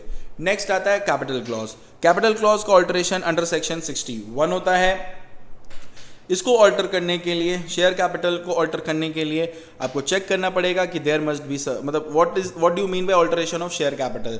Alteration of share capital means there is increase of authorised capital, number 2 consolidation of share capital, number 3 subdivision of shares, number 4 conversion of share into stock, number 5 cancelling unsubscribed share capital। ये सब कुछ माना जाता है alteration of share capital. Now increase of authorise share capital का मतलब क्या होता है? कंपनी जब MOA खोलता है तो कैपिटल, मतलब MOA बनाता है तो कैपिटल क्लॉज में मैक्सिमम कितना वो शेयर इशू कर सकता है उसको ऑथोराइज कैपिटल बोलते हैं, और अगर हम उसको इंक्रीज करेंगे तो उसको हम ऑल्टरेशन बोलते हैं। उसी तरह कंसोलिडेशन ऑफ शेयर कैपिटल होता है जब हम बहुत सारे शेयर को एक साथ एक ही बना देते हैं, उसको कंसोलिडेशन हम नाम देते हैं। ये बाकी चीज़ है। मेन चीज़ क्या है? ऑल्टरेशन करने के लिए आपको OR इन GM पास करना पड़ेगा और उसके बारे में आप ROC को इन्फॉर्म करेंगे, इन्फॉर्म नंबर SH7, ठीक है। रिडक्शन ऑफ शेयर कैपिटल आप अवॉइड कर सकते हैं, सेक्शन 66 आपको पढ़ने की ज़रूरत नहीं है। आई होप आपका चैप्टर 2 यहाँ तक क्लियर हुआ। अब आ जाइए चैप्टर 3 में जो डील करता है शेयर कैपिटल से। बहुत ही स्पेसिफिक रहूँगा और बहुत ही स्पेसिफिकली आपको बताऊँगा कि आपको क्या पढ़ना है और क्या नहीं पढ़ना है। शेयर कैपिटल वाले चैप्टर्स में आप बिल्कुल कुछ ध्यान मत दीजिएगा, डायरेक्ट मैं आपको एकदम पर्टिकुलर चीज़ों पे अटैक करूँगा, डायरेक्ट बेसिक चीज़ पे ध्यान दूंगा जो आप ध्यान देंगे। देखिए जो मैं समझा रहा हूँ प्लीज़ वो यहाँ से समझिए ध्यान से। With in 15 minutes share capital का चैप्टर आपके सामने मैं रख दूंगा, जिससे आप क्लियर हो जाएंगे कि आपको क्या पढ़ना है और कैसे पढ़ना है। ओके, शेयर कैपिटल जो है, शेयर कैपिटल का जब मैं शेयर कैपिटल बोलता हूं तो दो तरह के शेयर कैपिटल के बारे में बात कर रहा हूं, इक्विटी शेयर कैपिटल और प्रेफरेंस शेयर के बारे में, ठीक है। अब इक्विटी और प्रेफरेंस में क्या फ़र्क है बस याद रखिएगा। इक्विटी में अपने को वोटिंग राइट्स मिलता है और प्रेफरेंस में अपने को वोटिंग राइट्स नहीं मिलता है, ठीक है। प्रेफरेंस में अपने को फिक्स्ड रेट ऑफ डिविडेंड मिलता है और इक्विटी में अपने को फिक्स रेट ऑफ डिविडेंड नहीं मिलता है। इसको प्रेफर दिया जाता है, इसको प्रेफरेंस इसके बाद दिया जाता है। यही बेसिक फ़र्क है, राइट। तो क्या कभी भी प्रेफरेंस शेयर को वोटिंग राइट्स मिल सकता है? द आंसर इज़ नो। प्रेफरेंस शेयर को वोटिंग राइट्स जनरली नहीं मिलता। बट अब यहाँ से ध्यान से सुनिए, बट अगर कंसेक्यूटिव 2 ईयर्स से, अगर कंसेक्यूटिव 2 साल लगातार उसको डिविडेंड नहीं बांटा गया है, कंसेक्यूटिव 2 ईयर्स अगर उसको डिविडेंड नहीं बांटा गया है, तो हम लोग मान लेंगे कि वो प्रेफरेंस शेयर होल्डर लोग, मानने क्या जाएंगे, प्रेफरेंस शेयर होल्डर लोग को वोटिंग राइट्स मिलेगा। Done, okay. अब कुछ तरह इक्विटी शेयर्स होते हैं ना, जिस तरह इक्विटी शेयर्स होते हैं, इक्विटी शेयर्स का एक तरीका, एक और टाइप है जिसको हम लोग डीवीआर बोलते हैं, डिफरेंशियल वोटिंग राइट्स, जिसको हम लोग क्या बोलते हैं, डिफरेंशियल वोटिंग राइट्स। क्या हर कंपनी एलिजिबल रहता है इशू करने के लिए DVR? The answer is no. कौन सा कंपनी एलिजिबल है? एक ऐसा कंपनी एलिजिबल है, ये पहले हुआ करता था, ये पॉइंट अमेंड हो गया तो ये आप नहीं पढ़ेंगे। डन। किस कंपनी को मिलेगा डीवीआर? उसी कंपनी को डीवीआर मिलेगा जो डिफ़ॉल्ट नहीं किया है इन चीज़ों में। इन चीज़ों में मतलब अगर आपका कर्मकांड ठीक नहीं है तो हम आपको डीवीआर इशू करने नहीं देंगे। ये चीज़ क्या है? ये देखिए, डीवीआर एक तरह का एक इक्विटी शेयर ही होता है, थोड़ा अलग वोटिंग राइट्स रहता है, उसका अलग वोटिंग फैसिलिटी रहता है, इसीलिए उसको डीवीआर बोला जाता है। ठीक है, डीवीआर आप इशू कर सकते हैं अगर आपका एनुअल रिटर्न टाइम पे है। याद रखना, कंपनी अपना एनुअल रिटर्न भरता है फॉर्म नंबर MGT 7 में। ठीक है, पेमेंट ऑफ डेट किए आप टाइम से, डिविडेंड का पेमेंट किए है, रीपेमेंट किए इंटरेस्ट का, डिपॉजिट्स का, रिडेम्पशन किए डिबेंचर एंड प्रेफरेंस शेयर का, स्टैट्यूटरी पेमेंट किए हैं एम्प्लॉयज़ का। अगर आप ये सब किए हैं तो कंपनी आपको डीवीआर देगा। लेकिन अगर आप नहीं किए हैं तो आपको ये सब कुछ सही करना पड़ेगा, टाइमली पेमेंट करना पड़ेगा, रिटर्न फाइलिंग करना पड़ेगा, और जिस दिन आप ये सब कुछ सही कर लिए वहाँ से 5 साल बाद आप डीवीआर इशू कर सकते हैं। डीवीआर इशू करने के लिए आर्टिकल ऑथोराइज होना चाहिए और ओवर एनजीएम पास होना चाहिए। ठीक है, कुछ पॉइंट और भी ध्यान रखिएगा, किसी भी एंगल से आप कन्वर्जन नहीं कर सकते इस तरह का शेयर का। मैक्सिमम डीवीआर हम लोग इशू कर सकते हैं 74%, और डीवीआर के पास एकदम सेम राइट रहेगा जैसे कि एक नॉर्मल इक्विटी वालों के पास रहता है। नेक्स्ट आ जाइए प्रेफरेंस शेयर्स। ठीक है, प्रेफरेंस शेयर्स का सेक्शन है 55, not that much popular but yes if it is there in our share capital chapter. अच्छा, there are different types of preference share, पढ़ने का कोई जरूरत नहीं एग्जाम पर्सपेक्टिव से, इग्नोर कर दीजिए इसको। सेक्शन 55 में डायरेक्ट आ जाइए कि कौन इंसान कब प्रेफरेंस शेयर इशू कर सकता है। एक कंपनी चाहे तो प्रेफरेंस शेयर इशू कर सकता है अगर आर्टिकल ऑथोराइज कर रहा हो, आर्टिकल मस्ट ऑथोराइज। तो प्रेफरेंस शेयर्स में याद रखिएगा आर्टिकल ऑथोराइज होना चाहिए। अब ध्यान से एक और चीज़, आर्टिकल ऑथोराइज का मतलब क्या होता है कि आर्टिकल जब यहाँ लिख रहे हैं आर्टिकल मस्ट ऑथोराइज, इसका मतलब क्या है? आर्टिकल में, कंपनी के आर्टिकल ऑफ एसोसिएशन में लिखा होना चाहिए कि कंपनी प्रेफरेंस शेयर इशू कर सकता है। मान लीजिए सर अगर आर्टिकल में नहीं लिखा है तो क्या करना है? ध्यान से सुनिए, अगर कंपनी के आर्टिकल में, मान लीजिए कंपनी के आर्टिकल में नहीं लिखा है कि कंपनी शेयर इशू कर सकता है प्रेफरेंस शेयर, तो आपको आर्टिकल को अमेंड करना पड़ेगा। आर्टिकल अमेंड होता है अंडर सेक्शन 14, याद करिए, आर्टिकल अमेंड करना है आपको अंडर सेक्शन 14, और आर्टिकल अमेंड होता है by passing SR in GM, by passing SR in GM। आप SR इन GM पास करिए और आर्टिकल को अमेंड करिए। डन है? तो आर्टिकल ऑथोराइज होना चाहिए, SR इन GM पास करिए, आप प्रेफरेंस शेयर तभी इशू कर सकते हैं अगर आप कोई भी तरह का डिफॉल्ट नहीं किए हैं प्रेफरेंस शेयर के रिडेम्पशंस पे। देखिए क्या होता है ना, अगर कंपनी प्रेफरेंस शेयर इशू करता है एक सर्टेन पॉइंट ऑफ टाइम पे, कंपनी को वापस से उस प्रेफरेंस शेयर को वापस से रिटर्न करके अपने मतलब प्रेफरेंस शेयर वाले लोग को अपना कैपिटल रिटर्न करके पैसा लेना, मतलब पैसा देना पड़ता है और उनको बाय बाय बोलना पड़ता है। ठीक है, होता क्या है, जब कंपनी शेयर इशू करता है तो कंपनी के पास पैसा आता है, और कंपनी जब शेयर वापस लेता है तो प्रेफरेंस शेयर के भाषा में उसको रिडेम्पशन बोलता है, उस समय कंपनी का पैसा जाता है। तो अगर आपका पास ऑलरेडी आप डिफॉल्ट किए रिडीम करने में, प्रेफरेंस शेयर पुराना वाला अभी तक रिडीम नहीं हुआ, यानी कि आप उसका पैसा अभी तक लौटाए नहीं है, उसको बाय बाय नहीं बोले, और तुम नीच जैसा नया प्रेफरेंस शेयर इशू करेगा, इशू करने नहीं देंगे। अच्छा, company in payment of dividend due और in payment of dividend due on any preference shares, preference share को फिक्स रेट ऑफ डिविडेंड मिलता है, और जो एग्जिस्टिंग प्रेफरेंस शेयर है उनका डिविडेंड में आप डिफॉल्ट करके रखे हो, इतने नीच हो तुम, और तुम उम्मीद करते हो कि हम प्रेफरेंस शेयर तुमको इशू करने देंगे, नहीं इशू करने देंगे। ठीक है, रिडेम्पशन का टाइम क्या है? रिडेम्पशन का टाइम है 20 साल, और अगर आप एक इंफ्रास्ट्रक्चर प्रोजेक्ट में बिलोंग करते हैं तो रिडेम्पशन का मैक्सिमम टाइम है 30 साल, ये मैक्सिमम है। लेकिन अगर आप इंफ्रास्ट्रक्चर में प्रोजेक्ट करते हो तो 30 साल, लेकिन एक कंडीशन है, 21वां साल से आपको 10% करके आपको रिडीम शुरू कर देना चाहिए। ठीक है, बस इतना आपको याद रखना है। अच्छा, अब इधर आइए, जब भी कंपनी सिक्योरिटी प्रीमियम को यूज़ करके या कंपनी के प्रॉफिट को यूज़ करके प्रेफरेंस शेयर को रिडीम करता है, हम लोग एक अकाउंट बना लेते हैं CRR, कैपिटल रिडेम्पशन रिजर्व। बस। फिर बायबैक आ जाइए। बायबैक का 3 सेक्शन है, सेक्शन 68, 69 एंड 70। अच्छा, कुछ टॉपिक्स है जो मैं आपको यहाँ पे बता दूँ, जो आपको थोड़ा सा ध्यान रखना पड़ेगा। एक है सेक्शन 3। सेक्शन 3 1% कंपनी से डील करता है, ठीक है।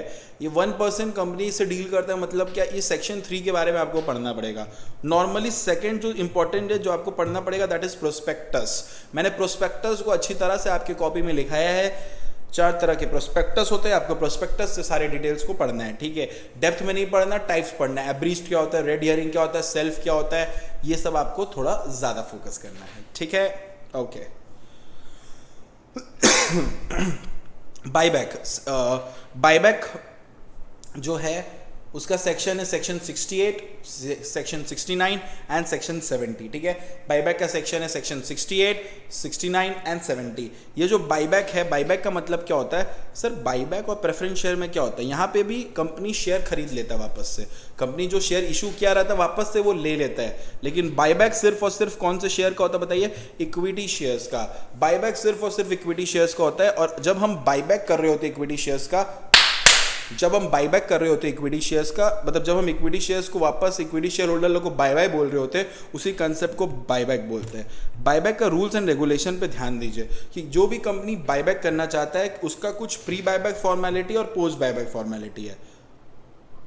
प्री बायबैक फॉर्मेलिटी मतलब बायबैक करने से पहले भी कुछ फॉर्मेलिटी है, बायबैक करने के बाद भी कुछ फॉर्मेलिटी है। अगर आप बायबैक कर रहे हैं तो बायबैक करने से पहले का मतलब पहले का फॉर्मेलिटी ये है कि आपके आर्टिकल ऑथोराइज होना चाहिए। अगर आर्टिकल साइलेंट है तो हम लोग आर्टिकल को अमेंड कर देंगे एसआर इन जीएम पास करके, ठीक है। एक बार एक आर्टिकल अमेंड हो गया, आप वापस से एसआर इन जीएम पास करेंगे फॉर बायबैक के लिए। आपको एसआर इन जीएम का जरूरत नहीं है अगर बायबैक सिर्फ 10% of paid up share capital और फ्री रिजर्व का हो रहा है। बायबैक सिर्फ चिंदी से लुल्लू सपुल्लू सा है, तो आपको बोर्ड रेजोल्यूशन से काम हो जाएगा। बायबैक किसी भी एंगल से 25% ऑफ इक्विटी शेयर एक्सीड नहीं करना चाहिए। Post buyback, buyback can not exceed 25% of paid up share capital plus free reserve, और post buyback debt equity ratio can not exceed 2:1। इस लिमिट से ज्यादा क्रॉस नहीं होना चाहिए। एक वाला लिमिट, एक 25% वाला लिमिट बताता है नंबर ऑफ शेयर्स का, और एक बताता है वैल्यू ऑफ शेयर्स का। भाई साहब काहे को इतना झूम रहे हो? उठो उठो, उठ जाओ, करियर है करियर, तेरा समय आएगा। एकदम जोश में रहो, सबका अपना समय होता है, उठो। ऐसे डिमोटिवेटेड नहीं होते हम लोग, मेहनत की है लाइफ में, उठो, चलो चलो चलो, इधर आओ। यहाँ पे जितना भी पेड अप शेयर कैपिटल लिखा है, यहाँ पे पेड अप शेयर कैपिटल मतलब paid up equity share capital, right. यहाँ पे पेड अप शेयर कैपिटल मतलब paid up equity share capital, right. Okay. Company को अपना सॉल्वेंसी डिक्लेयर करना है in form number SH9 to किसको? आरओसी को। और वो चीज साइन करेगा एटलीस्ट कौन बोलो? 2 director. One of them must be MD if any, one of them must be MD if any, right. Buyback करने के बाद कुछ फॉर्मेलिटी और है, पोस्ट बायबैक फॉर्मेलिटी। क्या? बायबैक करने के लिए आपको रजिस्टर मेंटेन करना पड़ेगा फॉर्म नंबर SH10 में। बायबैक हो गया, कंपनी एक रजिस्टर मेंटेन करेगा, रजिस्टर मेंटेन करेगा इन फॉर्म नंबर SH10 में, और वो रिटर्न जो भी वो मेंटेन किया है SH11 में सबमिट करेगा। किसको? किसको? आरओसी को करेगा, ठीक है। जो भी कैंसिल कर देगा शेयर जो आया है 6 मंथ तक कोई भी तरह का फ्रेश इशू नहीं करेगा। बायबैक 1 साल तक अलाउ नहीं होगा, और 1 साल के अंदर सारा फॉर्मेलिटी हो जाना चाहिए बायबैक करने से, मतलब रेजोल्यूशन पास करने से तक 1 साल के अंदर। अच्छा, सेक्शन 69 बोलता है आपको CRR बनाना है, CRR कैपिटल रिडेम्पशन रिजर्व। बस बायबैक कब करने नहीं देंगे, इसको चीनी लगा के चाट देना। प्रोहिबिशन फॉर बायबैक, बहुत फेमस क्वेश्चन है। Prohibition of buyback, prohibition of buyback, कब बायबैक नहीं कर सकते और किससे नहीं कर सकते? आप सब्सिडी होल्डिंग कंपनी से नहीं कर सकते, इन्वेस्टमेंट कंपनी से नहीं करते, तुम्हारा कंपनी छी है। डिफॉल्ट क्या? इन payment of deposit, interest, redemption of debenture, preference share, payment of dividend और पेमेंट ऑफ लोन और इंटरेस्ट, कोई भी तरह का डिफॉल्ट किया उसको करने नहीं देंगे। एनुअल रिटर्न फाइल नहीं किया है टाइम पे, डिविडेंड डिक्लेयर करने के बाद पेमेंट नहीं किया है, डिस्ट्रीब्यूट नहीं किया है, फाइनेंशियल स्टेटमेंट फाइलिंग नहीं किया है, तो उसको फाइलिंग मतलब उसको जैसे फाइनेंशियल स्टेटमेंट AOC 4 में होता है फॉर्म, ठीक है, उसको हम किसी भी एंगल से बायबैक करने नहीं देंगे। ये सब बेटा बाय हार्ट लर्न करना, ठीक है। मैं ऑलरेडी बहुत टॉपिक्स कम किया हूँ, उसको लर्न करना। अच्छा, कुछ चीज़ मैं आपसे डिस्कस करना चाहता हूँ। जो बच्चे न्यू सिलेबस में, जो बच्चे न्यू सिलेबस के, न्यू सिलेबस मतलब 2022 वाले सिलेबस में, सेक्शन 134 ठीक है, सेक्शन 134, सेक्शन 177 एंड सेक्शन 143। 143 बात करता है ड्यूटीज ऑफ ऑडिटर के बारे में, ड्यूटीज ऑफ ऑडिटर के बारे में, ऑडिटर का क्या ड्यूटीज होता है। सेक्शन 177 बात करता है ऑडिट कमेटी के बारे में, और सेक्शन 134 एक चिंदी सा चीज़ है, ठीक है। जो बच्चे न्यू सिलेबस में हैं वो इस 3 सेक्शंस को लॉ में करके ज़रूर जाएंगे, ठीक है। जो एक्सक्लूसिवली ग्रुप 1 दे रहे हैं वो अगेन मेरे को मैसेज करके अपने लिए इसका वीडियो क्लेम कर सकते हैं, घबराइए मत। 20 मिनट का वीडियो है, इसको आप कवर अच्छी तरह से कर सकते हैं। लेकिन जो बच्चे ग्रुप 2 में ऑडिट पढ़ रहे थे ग्रुप 1 के साथ, उनको इसके बारे में आइडिया है, कोई घबराने का बात नहीं है, ठीक है। Are we through with this, yes और no? Are we through with this? Yes yes yes भैया यस।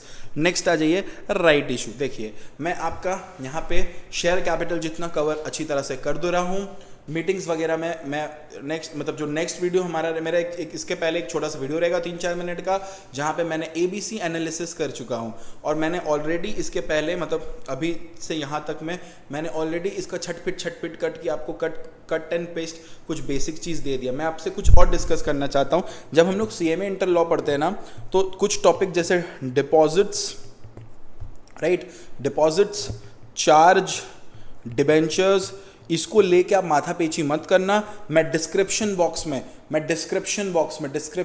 में इस मिसलेनियस टॉपिक का लिंक दे दूंगा, उसका वीडियो आपको वहां पे कनेक्ट कर देगा, ठीक है। और इस डिस्क्रिप्शन बॉक्स में मैं एक टॉपिक भी डाल दूंगा जिसका नाम रहेगा डायरेक्टर, उसको आप कर डाला आपका लाइफ झिंगा लाला, क्योंकि डायरेक्टर एक तरह का इंपॉर्टेंट चैप्टर है। मैं नहीं चाहता कि आप उसको शॉर्टर वर्जन में करें, आप उसको अच्छी तरह से करेंगे। I hope you are getting this right. Okay sir, okay.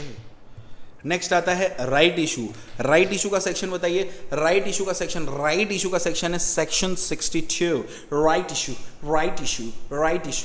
Issue क्या होता है? देखो कंपनी ना, जब कंपनी शेयर इशू करता है ना, ध्यान से सुनो, जब कभी भी कंपनी शेयर इशू करता है ना, तो कंपनी 3 तरह से शेयर इशू कर सकता है। एक वो लाता है पब्लिक ऑफर, ठीक है। एक वो लाता है, क्या बताइए क्यूटीज, पब्लिक ऑफर। एक वो लाता है पब्लिक ऑफर, दूसरा वो लाता है राइट इशू, बोनस इशू, और तीसरा वो लाता है PP, प्राइवेट प्लेसमेंट। तो पब्लिक ऑफर में ना 3 पब्लिक ऑफर होते हैं, IPO, FPO, OFS। IPO मतलब इनिशियल पब्लिक ऑफर। जब company first time share issue करता है ना पब्लिक को, उसको IPO बोलते हैं।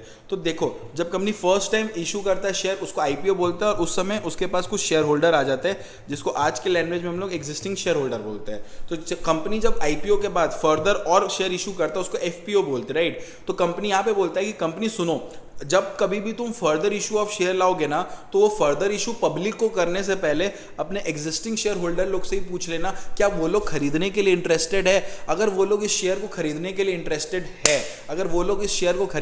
इंटरेस्टेड है, तो आप प्लीज उनसे पहले पूछ लो। अगर वो खरीदने के लिए इंटरेस्टेड है तो उनको खरीदने दे देना।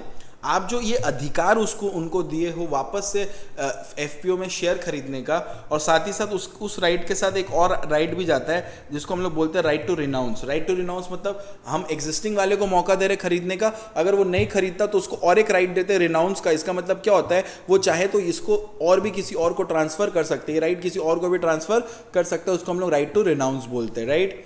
इसी अधिकार को हम लोग राइट इशू बोलते हैं। मैंने इसको लिखाया है आपके कॉपी में, प्लीज आप फॉलो करिएगा। Whenever company making further issue of share, such further issue of share must be first offer to existing equity share holder, giving them a minimum time of 15 days and maximum 30 days।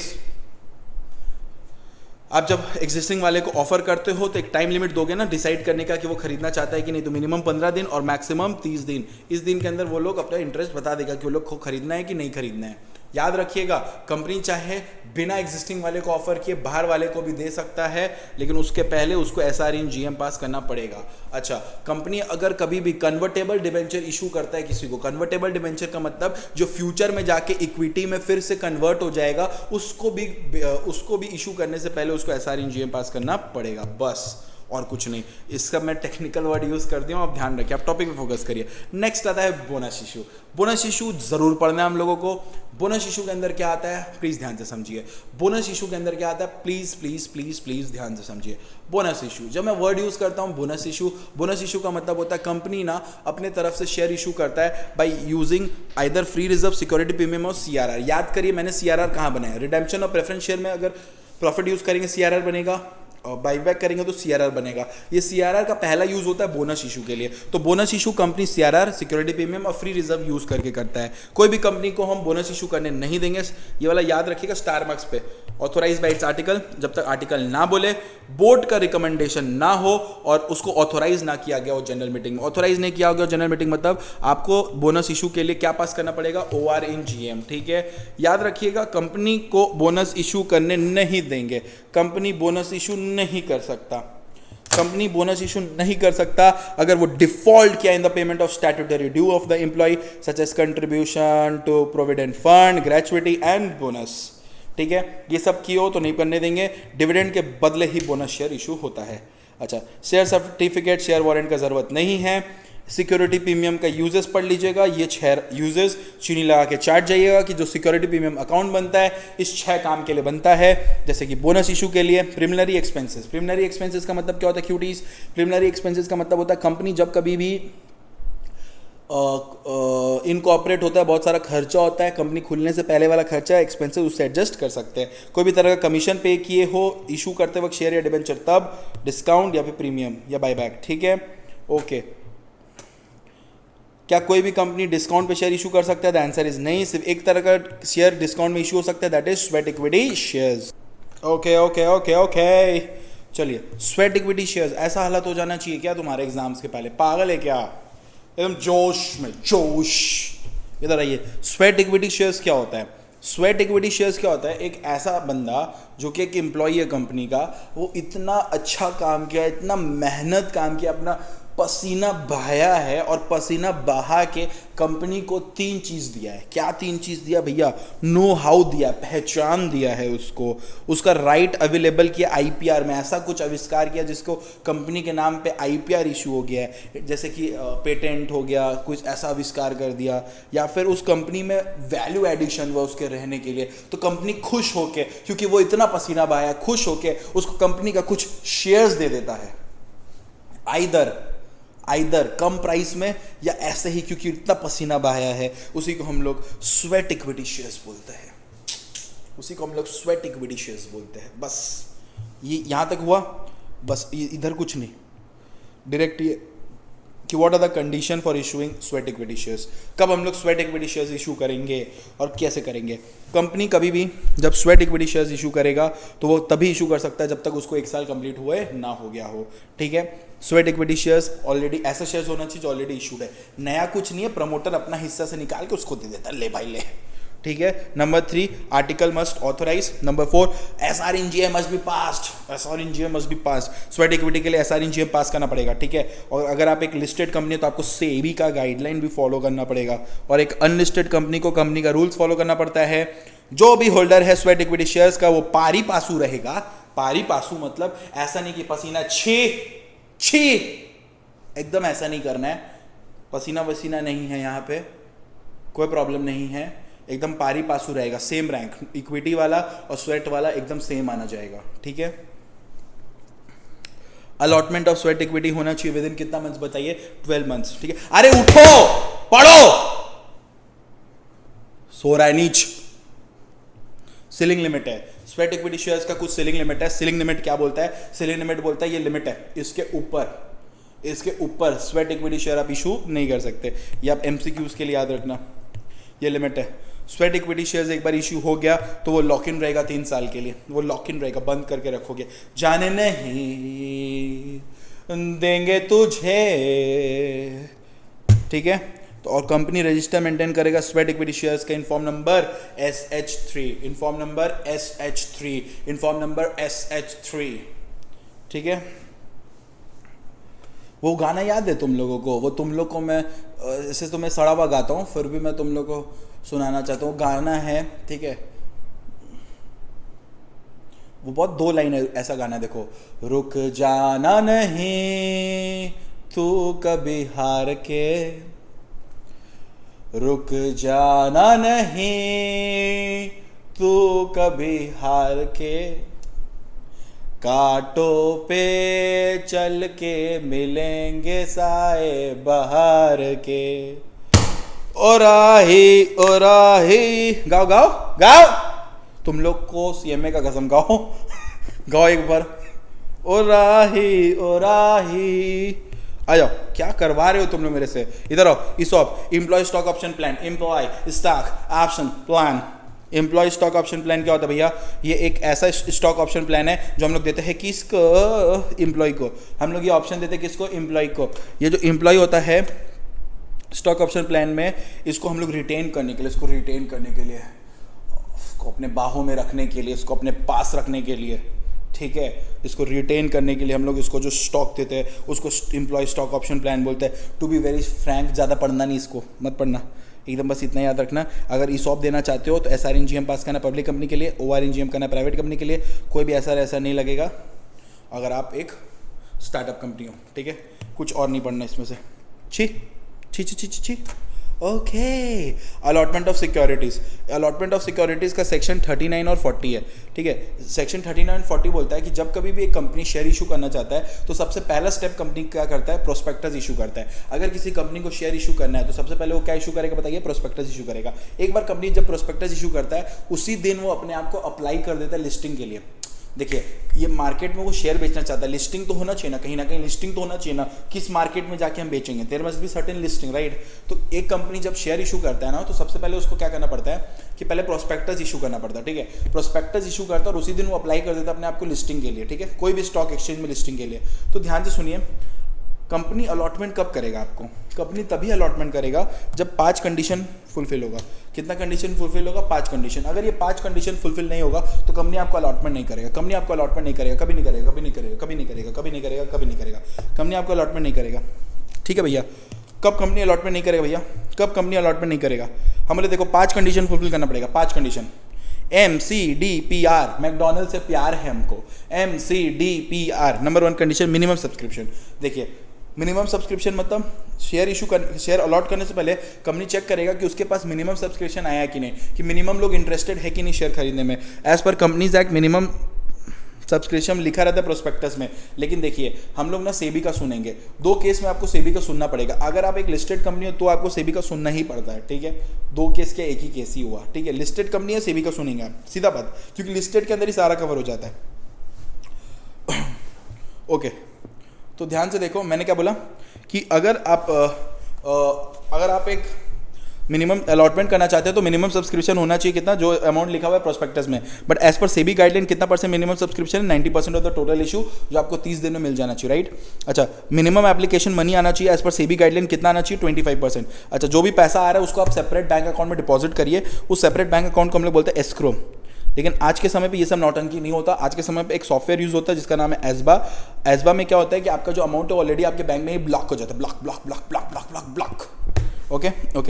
Next, मैंने याद करें prospectus issue किया, फिर मैंने apply किया listing के लिए। एक बार मैं अप्लाई किया लिस्टिंग के लिए ना, तो वहाँ से जब तक परमिशन ना आ जाए, permission for listing from stock exchange, permission नहीं आ जाए आप अलॉटमेंट नहीं करेंगे, ठीक है। और अलॉटमेंट जब भी हो जाए तो उसका डिटेल आप फॉर्म पास 3 में जमा करेंगे। अगर इसमें से कुछ भी कंडीशन फुलफिल नहीं हुआ तो आपका जो अलॉटमेंट है वो लिखा तो है इरेगुलर अलॉटमेंट माना जाएगा, वैलिड नहीं माना जाएगा। Are we through with this? Next comes private placement. तो जो प्राइवेट प्लेसमेंट होता है वो सेक्शन 42 में दिया हुआ है। प्राइवेट प्लेसमेंट जो आप करते हैं उसके लिए आपको कुछ प्रोविजन पढ़ना पड़ेगा, कुछ सेक्शन पढ़ना पड़ेगा। नंबर 1, SRNGM पास करिए, ठीक है, without affecting the provision of section 26। इसका मतलब क्या है? जब भी हम कंपनी शेयर इशू करता है तो प्रोस्पेक्टस इशू करता है, तो प्राइवेट प्लेसमेंट जब आप इशू करेंगे तो प्राइवेट प्लेसमेंट मतलब जाके छुपके से किसी नोन पर्सन को दे देना को प्राइवेट प्लेसमेंट बोलते हैं।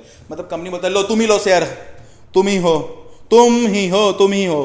लो, उसी को बोलते हैं प्राइवेट प्लेसमेंट, राइट। उसी को क्या बोलते हैं बोलिए? प्राइवेट प्लेसमेंट, ठीक है। तो अगर कोई भी कंपनी प्राइवेट प्लेसमेंट कर रहा है तो उसको सेक्शन 26 भी फॉलो करके प्राइवेट प्लेसमेंट करना पड़ेगा। ठीक है, ओके। सेक्शन 26 बोलता है मिस स्टेटमेंट नहीं होना चाहिए प्रोस्पेक्टस में, गलती नहीं होना चाहिए प्रोस्पेक्टस में। उसी तरह प्राइवेट प्लेसमेंट कर रहे हैं तो प्राइवेट प्लेसमेंट ऑफर लेटर में गलती मत करना, छी गलती, उल्टा पुल्टा इन्फॉर्मेशन नहीं देना, ठीक है, ओके। एक बार में आप 50 लोगों को दे सकते हैं, पूरे साल भर में 200 लोगों को दे सकते हैं। अगर आप इससे ज़्यादा प्राइवेटली प्लेसमेंट करेंगे, इससे ज़्यादा शेयर इशू करेंगे तो मान लिया जाएगा कि आप डीम्ड पब्लिक ऑफर है, छी पब्लिक ऑफर किया है। याद रखिएगा, फ्रेश ऑफर नहीं रिलीज करिएगा जब तक पुराना वाला अलॉटमेंट नहीं हो जाए। हर मनी आप चेक में एक्सेप्ट करिएगा, कैश में एक्सेप्ट मत करिएगा, ठीक है, okay okay okay okay.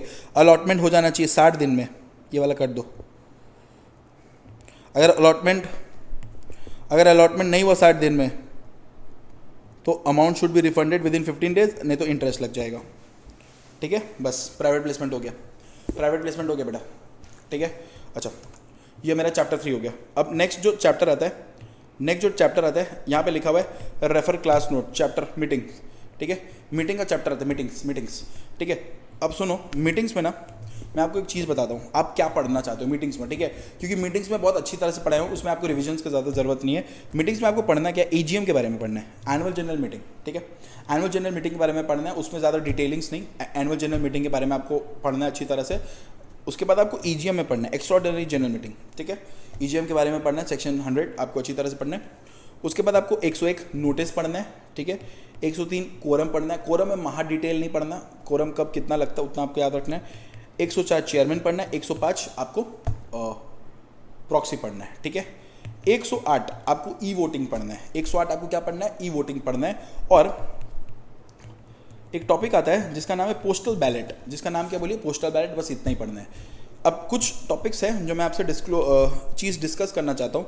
Chapter 1 जो आपके इंटर लॉ का पूरा चैप्टर 1 है, कंपनी लॉ नहीं, चैप्टर 1 जो बेसिकली इंट्रोडक्शन ऑफ लॉ है, राइट। इंट्रोडक्शन ऑफ लॉ को चैप्टर 1 बोलते हैं, ठीक है। ये चैप्टर 1